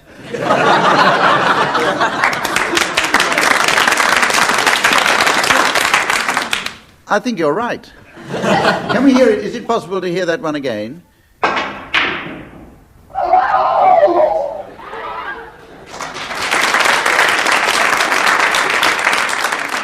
That's a scratch on the Okay. Dulux paint. Graham Garden, here's your sound effect.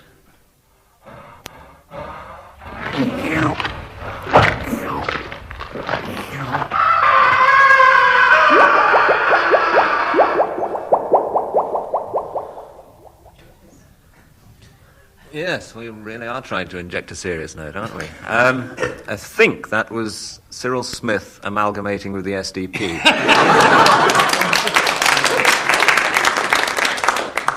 Again, I think you're pretty close. Let's hear that again and see if you're right.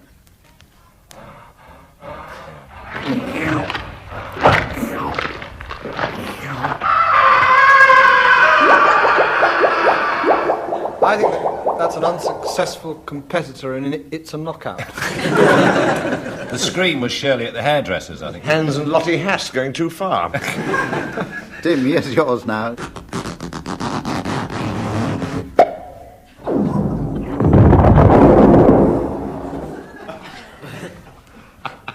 That's Cyril Smith losing his deposit.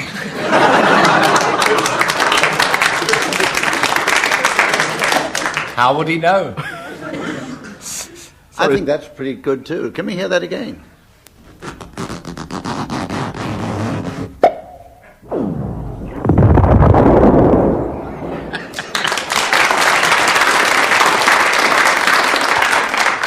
Okay, Willie Rushton, here's your sound effect.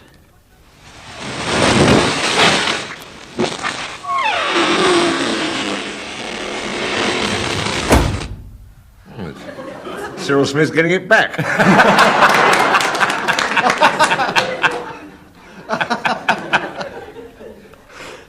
Can we hear that again and see if he's right?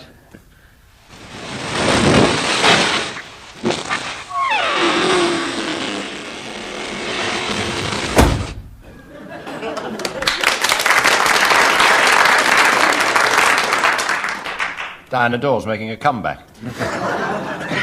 Well, that was fun, and scattering marks I need to be recklessly in changed all after directions, we go on to a round called Straight Face, and in this round the aim of the teams is not to amuse the audience. Each panellist in turn says a word, and the first one who gets a laugh from the studio audience is disqualified. The remaining three continue the game in rotation until only one survives, and to that one I award, of course, all the remaining points. So, we're going to start now with you, Tim Brooke-Taylor. Cheese. Square. Regalia. Plinth. Tilt. Cramp. What? Willie got a laugh then when he said what? Yes, yes. Got a laugh with what? What? I said cramp. Cramp? You can't say the same word. No. Repetition. It's fair to ask, though. Rug. Plethora. Ah, a titter. Fool to yourself. A titter for Barry, who's very reckless there. With That was the other game. That was the last round. and gets disqualified. Oh, no. So we now go to you, Tim Brooke-Taylor, once again. Silicon. Tomato. Wicket. Bean. Collywobbles. Funny about that. It's the way you say it. Well, this is interesting because it leaves two members of one team. So it's everything to play for. Tim and Willie, and we'll start with you, Willie. Impedimenta. There's always one. Oh, thank you, Doris. The lady there is still laughing from collywobbles. Yes, she suddenly saw the joke. So we won't count that.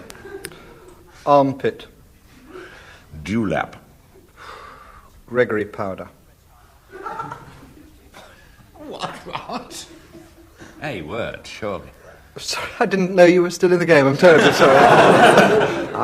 The audience kept a straight face, but Barry and Graham fell about. So that gives that round to you, Barry and Graham. Do you want to play another one of that? No, not a one. Right, we go on to sound charades. And this is the one where, using only the immense versatility of their voices, each team will in turn give us a charade of a play, a film, a book, or whatever, and the other team will then have to guess what it is, or why they bothered to do it. And we have here a computerized board on which the answer goes up for our studio audience, once the gentleman can find the chalk. And also a mystery voice will tell you what it is at home. And we're going to start with Barry and Graham doing a charade. And for those of you listening at home, here it is from our mystery voice. Heaven's Gate. Heaven's Gate. Right. Barry and Graham, will you tell Tim and Willie whether it's a film, a play, a book, or whatever? It's a film. It's a film. How many words? 2 words. 2 words? Sorry. 2 words. Come on. And are you doing it all in one? Yes. Yes. Right. Start now. Yeah, boy, look who's that coming down the street there.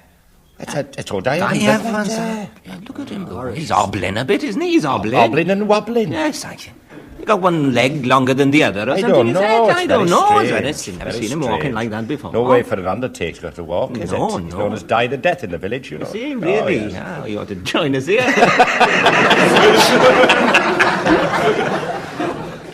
That's enough of that.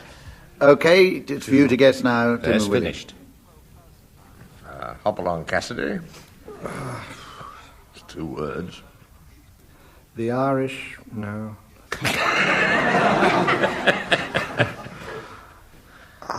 But the Welsh voice, was that throwing us, do you think? Last Undermilk thing bottle was in it. I still got it all over my beard. Manuel in Cardiff. Oh, I've seen it. This is great. The name of the person involved is quite important. Die. No. Oh. Well, he did say Die the Death. The surname. Death. That's the occupation. Will you tell them what the name of the surname of the gentleman involved was, to give them a little bit of assistance? His name was Dyer Evans. Oh, Evans Gate. above. Oh, Evans Gate. Yes, pretty good, Willie Rushton. That was very good, and without any help either. Now, Tim and Willie, you're going to do your charade now, and our audience here is going to be shown what it is on the board, and here it is for you at home through the mystery voice. The Lion in Winter. The Lion in Winter. Right, Tim and Willie, will you tell them, is it a film, play, or what? It's a film with 4 words, and we'd like to do it all at once. Yes.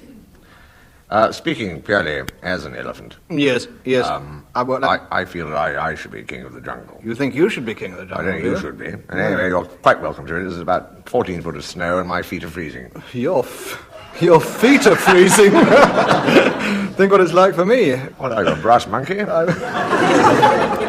Not exactly. King of the jungle I am, I reckon, but I'm low-slung. Right. Thank you, Nanny. A lot of clues for you. Most of them irrelevant, I may say. Yes. Do lions come into it at all? It is lions. Lions. The Lion in Winter. Well, Andrea, that earns you a chance to do another charade with your team. That's namely Barry Cryer. And here it is up on the board. And for you listening at home, here it is through the mystery voice again. Death Wish 2. Death Wish 2. A play, a film, or a book? This is a film. Film. 3 words. Oh, for God's sake, Mr. Shoemaker, come in from that ledge. No. Come inside through the window, Mr. Shoemaker, please. That's the 2nd time you've been out on the ledge this morning.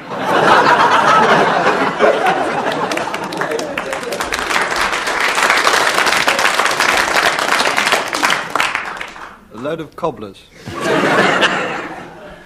Mr. Shoemaker, I think. In this case, the name is irrelevant. Dye shoemaker, it was. For those of you listening down, I should tell you that Barry, during that short bit of acting, was poised on the edge of our stage here. It was really very dramatic. That's the second time you've been on the ledge this morning. Twice a... I've written a film called Flabby applause from the audience there, indicating that you're... Well, a pretty flabby audience. No offence, you understand. Twice a... It isn't twice, is it? Is it twice a... No, it's not twice. It's not twice, no. The word twice doesn't come into it. Could we have the postman always rings as one word? It's not exactly twice. The audience was getting... Two times. Well... No, it said 2 times, sorry. Two times. Well, you're half right. Squared. Once. I don't think they're going to get it. The Magnificent 2. There may be some clever people in the audience who guessed it. Anybody got what it is? Oh, lady over there. What did the she one say? literate member of our audience. With the binoculars. Yes, she said it's Death Wish 2. Right, soon. Tim and Willie, you have another charade to do now. It's going up on the board rapidly, and equally rapidly, here's the mystery voice to tell you at home. King Lear. King Lear. Okay. Is it a play or a film? It's a play. 2 words. And we're going to do it all at once. Starting now. Have you seen The Queen? Oh. I mean, have you seen I should go. Well, it's no Queen, of course, it's my wife.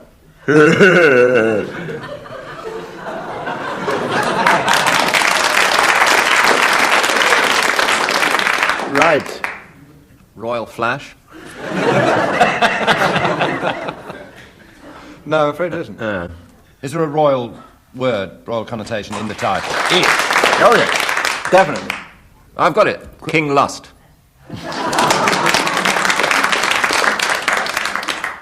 Would you buy Lear? Yeah. Yes, King Lear it is indeed, and it's level pegging now as we go into our late arrivals. And this is the point in the programme where we all sit back and listen to the teams giving their announcements for the late arrivals at the Linguists' Ball. The Linguists' Ball. Will you please welcome all the way from Germany? Please, welcome from Germany, Mr. and Mrs. und Blitzen, and their daughter, Donna und Blitzen. Oh, please, they've forgotten the war, why can't we? Snap your garters and roll out the tarpaulin. Broach the oil From you France, the Vous Française and their daughter Polly. With the Blitzens, their friend with the rather dodgy false teeth, known to us all affectionately as Spray Kenzie Deutsch. And also from France. Oh, from France also, Monsieur and Madame Swacky Malipons. And their daughter Annie Swacky Malipons. Marry you à la toilette. And all the way from Belgium, Walloon. Will you please welcome the Ology family, first of all, philology, with his mother tongue and his French grammar. Mr. and Mrs. Croat, and their distinguished and handsome son, Sir Beau Croat. From Italy, ladies and gentlemen, will you welcome Signor and Signore Videcci, and their Cockney son, Harry Videcci.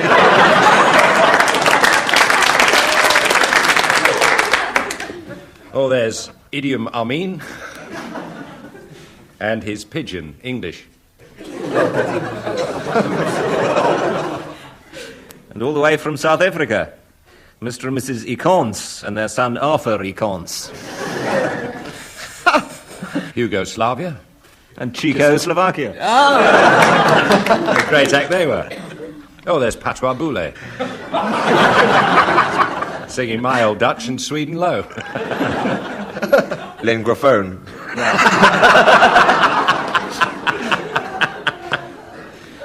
Well, time's caught up with us at last. Mr. and Mrs. Amo Italiano and their daughter Polly.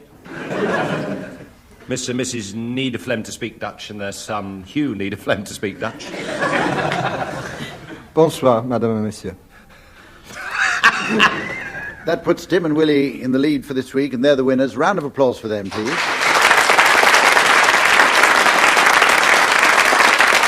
And also to Barry and Graham for getting the most marks.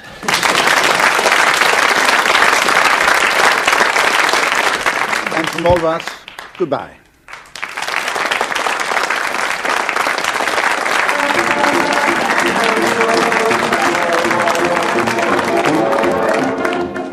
Barry Cryer, Graham Garden, Tim Brooke Taylor and Willie Rushton were being given Silly Things to Do by Humphrey Littleton, with Colin Sell setting some of them to music.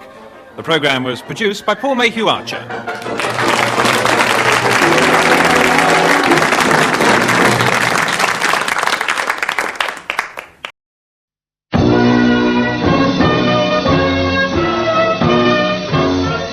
We present I'm Sorry I Haven't a Clue, the antidote to panel games.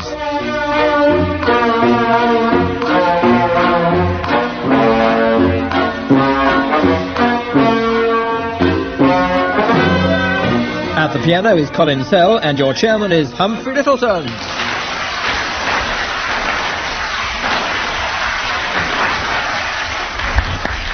Hello and welcome to I'm Sorry I Haven't a Clue. People often ask us, is it easy to make people laugh? Well, no, it isn't. It's hard work, it's strain, and it's effort. That's why we don't bother. And by we, I mean Tim Brooke Taylor and Willie Rushton on my right. Mike Harding and Graham Garden on my left. Not forgetting the only scorer I know who's always left with two to carry, our lovely bouncy Samantha.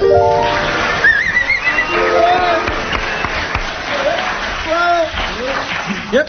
We're going to start teams with an ad-lib poem. As you know, those of you listening at home and those of you in the studio, I'm going to give someone the first line of a poem, and they continue until I buzz them, like that, and the next person continues. Mike, you're going to start this one, and this is rather nice. Halfway up the stairs is a stair where I sit. It's from A.A. Milne. It's rather R.A.C. Milne. Halfway up the stairs is a place... Come on, get on with the game, please. Halfway up the stairs is a place where I sit.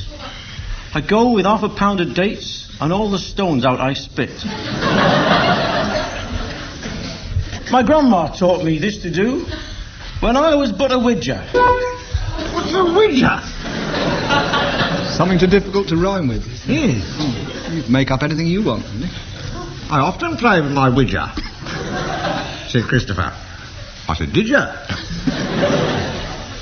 No wonder that you're short and blind, you naughty little toad.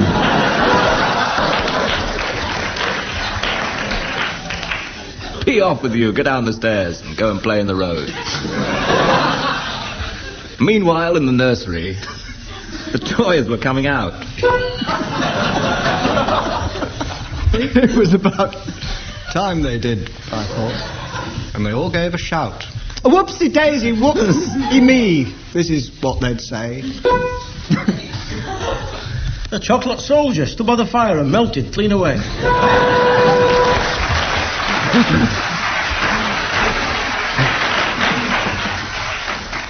This is the point where I give teams advance warning of the late arrivals that they'll be announcing later on in the programme. This week we'll be asking them for the late arrivals at the Vicar's Ball.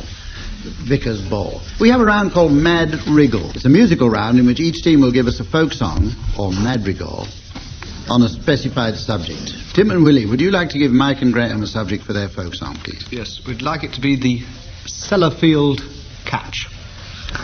Start, Mike, you're a folkie.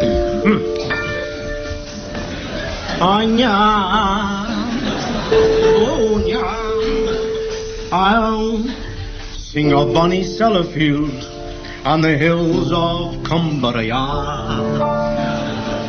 and the 8-foot prawns that crawl ashore and overturn the car.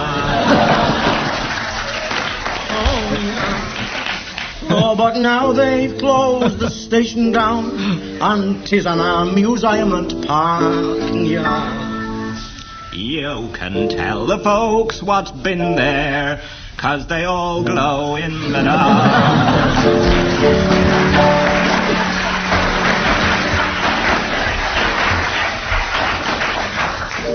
OK, Mike and Graham, could you give Tim and Willie now their subject? Yeah. We'd like them to sing, please, The Lay of the Chartered Accountant. That's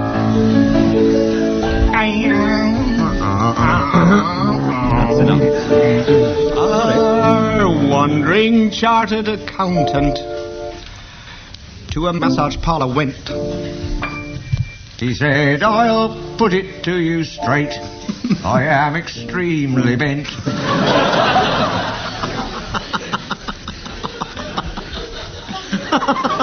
I come here seeking tax relief. Have you the chains and ropes? They said no, but we can thrash you with small buff envelopes. With nasty little windows. Oh.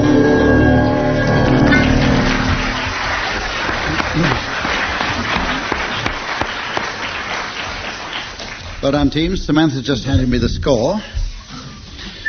This is a game called Headlines. I shall give our teams a news story and ask them for appropriate headlines from newspapers or the Sun. First story. The Gadarene Swine.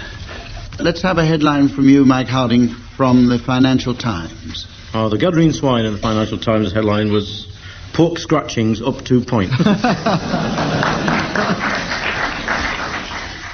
Willie, how about you for the Jewish Chronicle?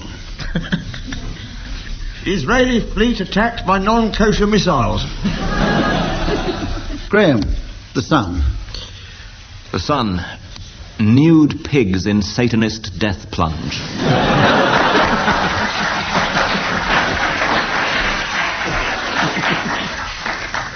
And, Tim, will you take your headline from the Sporting Life? Snout-to-snout finish in Pork Derby. About the Guardian. Yes, Mike. Holy man in animal experiment row. One from the Pig Breeders' Gazette. Gadarene disaster, obituaries, page 12, 13, 14, 15, 16, 17, 18, 19. Morning Star, police leap off cliff. Right, we'll go on to another story now. And this story is David and Goliath. Story of David and Goliath. Headlines, please, from the Daily Express. Graham Garden. The Express. Goliath slays David.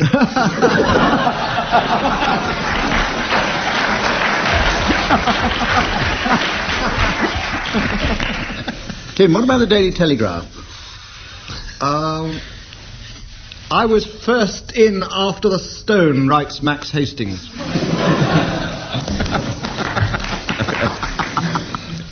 I had to ripple there. Mike, I'd like the Financial Times headline for you, please. Amalgamated strings up 2 points. And Willie Rushton, you've been waiting for this. The Sun headline. Gotcha, you bloody Philistine.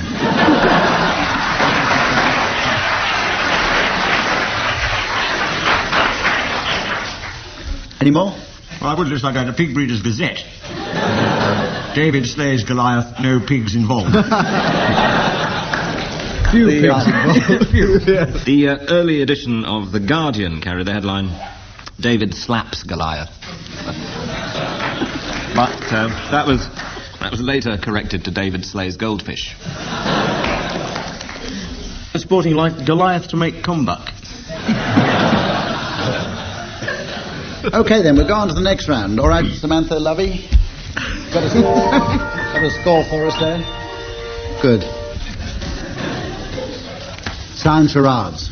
Using only the immense versatility of their voices, each team will in turn now give us a charade of a play, a film, book or picture or whatever. The other team will then have to guess what it is or why they bothered to do it. And the answer will go up on our electronic scoreboard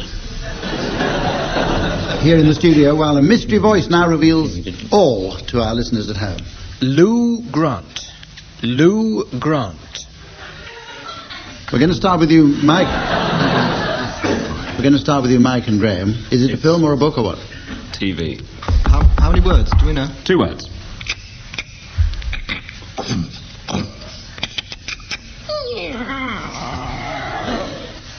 Yes. Good morning, I'm from the council.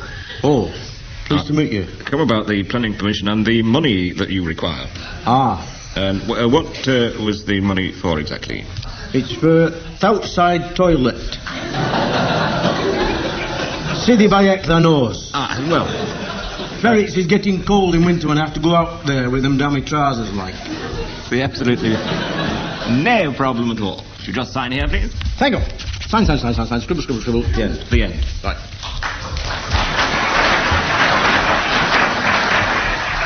You're right. Tim and Willie, start thinking. Price is right. Opportunity knocks. Audience, you can help. If they get warm, you can give them a little bit of applause to help them along. They haven't yet, but if they do. Coming round, providing with a grant, was it, Willie? Can you remember? Lou Grant. In case they missed it at home, it Toilet is... Grant. I can call it Lou. John Grant. Very good. Very good. Thank you. Tim and Willie, it's your turn to do a charade now. And it's going up on the electronic computer here in the studio. And here's the mystery voice to tell you at home. Noises off. Noises off. He's got the whole first chapter. I'll pick it up with 2 words, play. Let me say this straight off. And I say it with no fear that anyone will contradict anything I have to say on this subject, because you're sensible. Oh my! The government feels that this is probably the best course. In fact, definitely the best course. The Prime Minister knows it's the best course, and I think. Good night.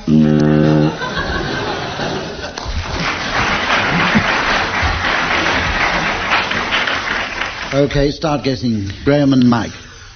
Wind? Something wind? No. Flatulence? We'll get you nowhere. Trumpets and raspberries. Trumpets and raspberries? No, good. Yeah. Try. Not raspberries, not wind. Nothing else you can call it on the radio. Is it on in the West End at the moment? On for several years. Or even off for several years.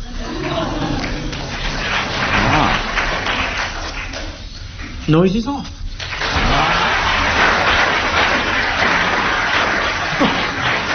I thought it was a dead long title. It was...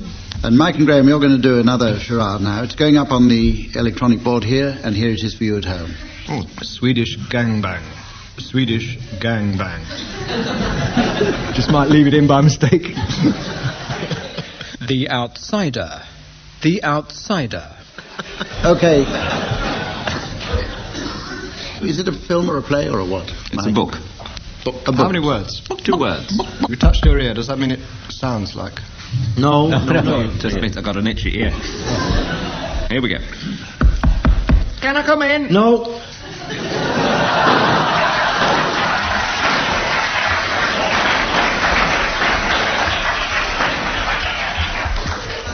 No highway. They're good. No entry, no... Does no come into it? Anything negative come into the title? No. Too serious. No?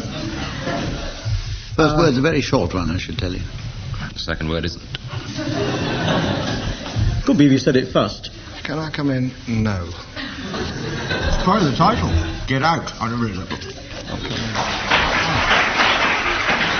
Get Carter. Out or get? I don't know. That's no use. Get. Out.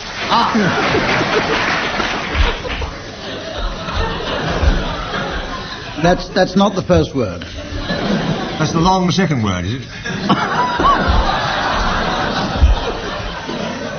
Thank you, Mr. Chairman. Try and get the first word. Stay out. No, it's a very short word. Quite a common one. Oh, out. Not out. The out. Not in. A out. The out. Be out. The Outsider. Be more...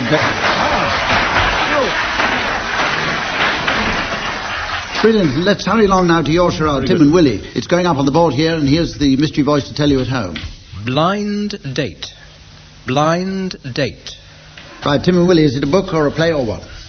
It's a play. How many words? Oh, sorry, I've been told absolute lie, that. Sorry. I put it this way, it's a television show.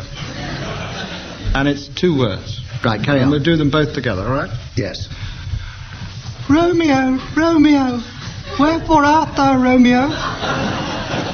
Now, there you have me.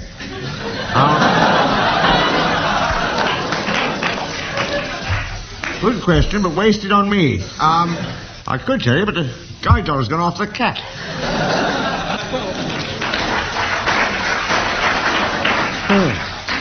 The lovers. No, that's often not on there. How nice, though, you should think that. Weekend World.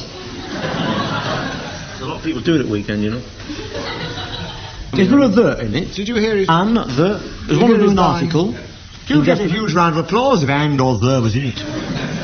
They might just be on your side. What do you get just by saying out? Did you hear Willie talking about dogs at all? Huckleberry Hound. I'm clutching at straws now, kid. I heard it. Shakespeare. Shakespeare Waller. Guide dog. Oh. Blue Peter. I don't think you're going to get it, are you? Balconies in it at all?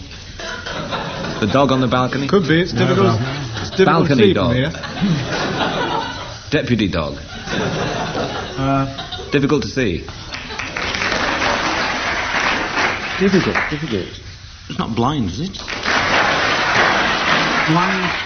Blind love, blind passion, lust, respect, regard. I'll give you a short clue. January the 5th. Blind date.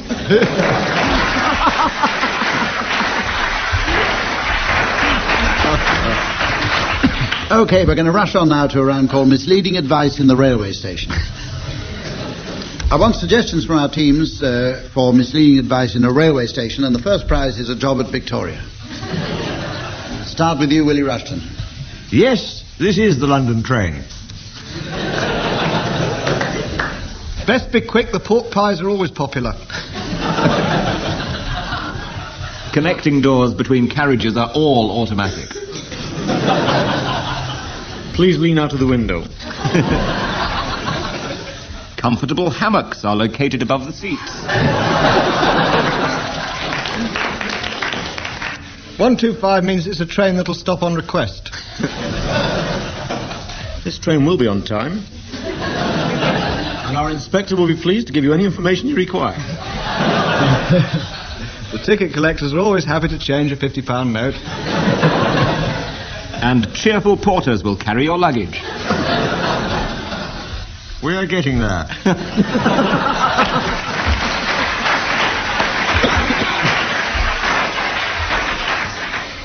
Any more? British Rail personally pick and train their own hostesses on the stations. Their telephone numbers can be found in any phone kiosk.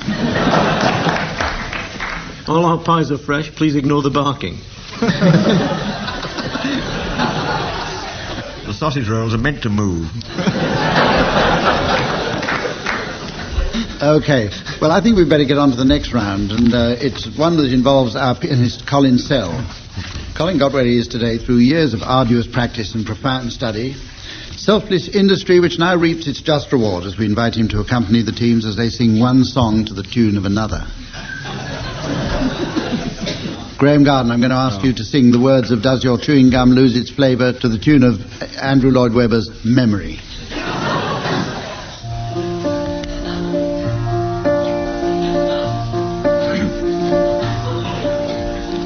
Does your chewing gum lose its flavor on the bedpost overnight? If your mother says don't chew it, do you swallow it in spite? Dyer, can you catch it on your tonsils? Can you heave it left and right? Does your chewing gum lose its flavor on the bedpost overnight? If you pull it out like rubber, all together now, will it snap right back and bite? If you taste it on the left side, will you find it ride.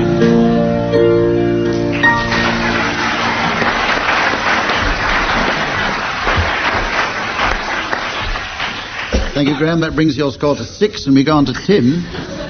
And I want you, Tim, to sing the words of the Hokey Cokey to the tune of the March of the Toreadors from Carmen. Luck, Tim.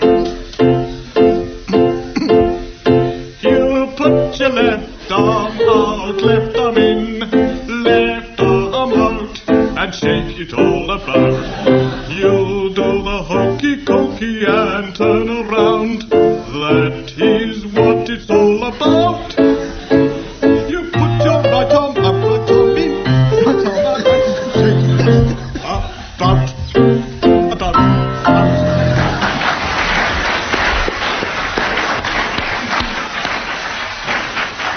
Your turn, Mike, now, and I want you to sing the words of the whole... the whole... Sorry. Go for it, Hum. Go for it. Right. Mike, if you'll sing the words of the Hole in the Elephant's Pot. I'm sorry, Hump, I didn't quite hear that. We missed Wait a that minute. one, Hum. You've got to let the chairman compose himself.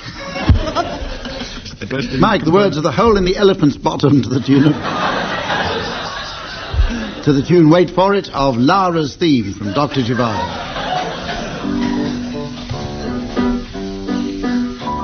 I wanted to go on the stage, but the parts that they gave me were rotten. I'm pantomime, I'm all the rage. I'm the hole in the elephant's bottom. 2 little boys in the stalls, great big pea shooters they've got 'em, and they spend all their time shooting peas up the hole in the elephant's bottom. The chorus girls all think I'm it. Oh, talents, they say that I've got 'em, and I wink at the band in the pit through the hole in the elephant's bottom.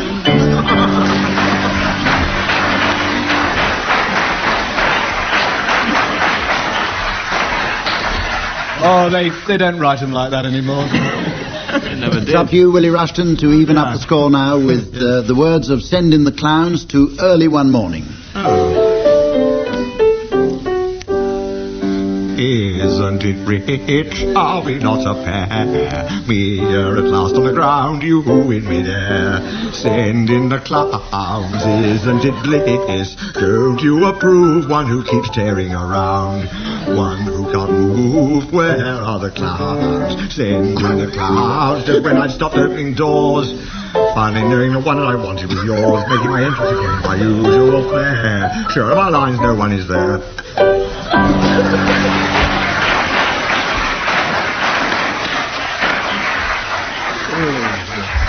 I thought that version had marginally the edge on Elizabeth Taylor's version. This is the point of the programme where I sit back and enjoy the late announcements, which this week seems is for the Vicar's Ball.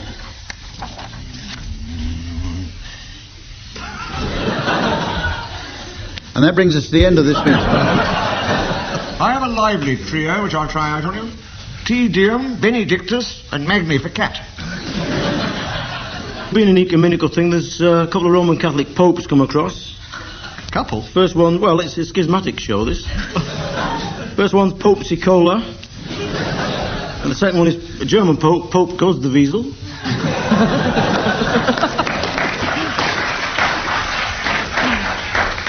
The Spanish couple with a son who's recently ordained, Signore and Senorita Comuno. Their son, Ole Comuno. Old Manchester United footballer, Pastor Best. And there's Bell Ringer. She's Pastor Best as well. And Rector Chances. Bell... But she's always going out with campionologist.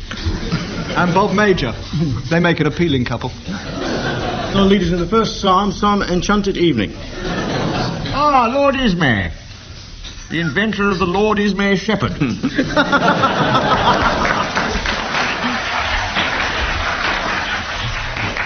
Mr. and Mrs. Spray and their daughter Lettuce. Spray. Mr. and Mrs. Mr. and Mrs. Ment and their newt Estament.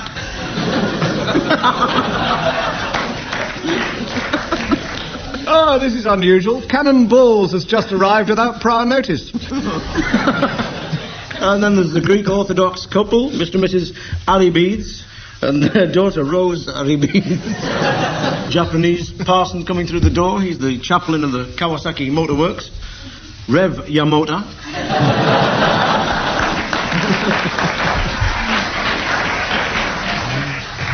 And of course we mustn't forget on our own penitential.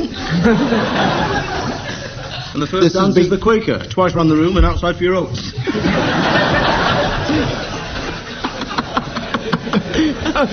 No wonder Gloria's in excelsis. From Northern Ireland again. Just cause or impediment, and the daughter, Annie, just cause or impediment. And there's Mr. and Mrs. Elegy in a country churchyard and their daughter Grace Elegy. And the Lancashire Methodist parson, E. L. Fire.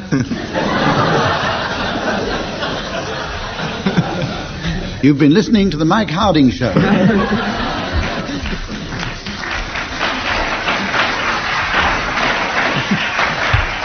That's all for this week from all of us on I'm Sorry I Haven't a Clue. It's goodbye till next time.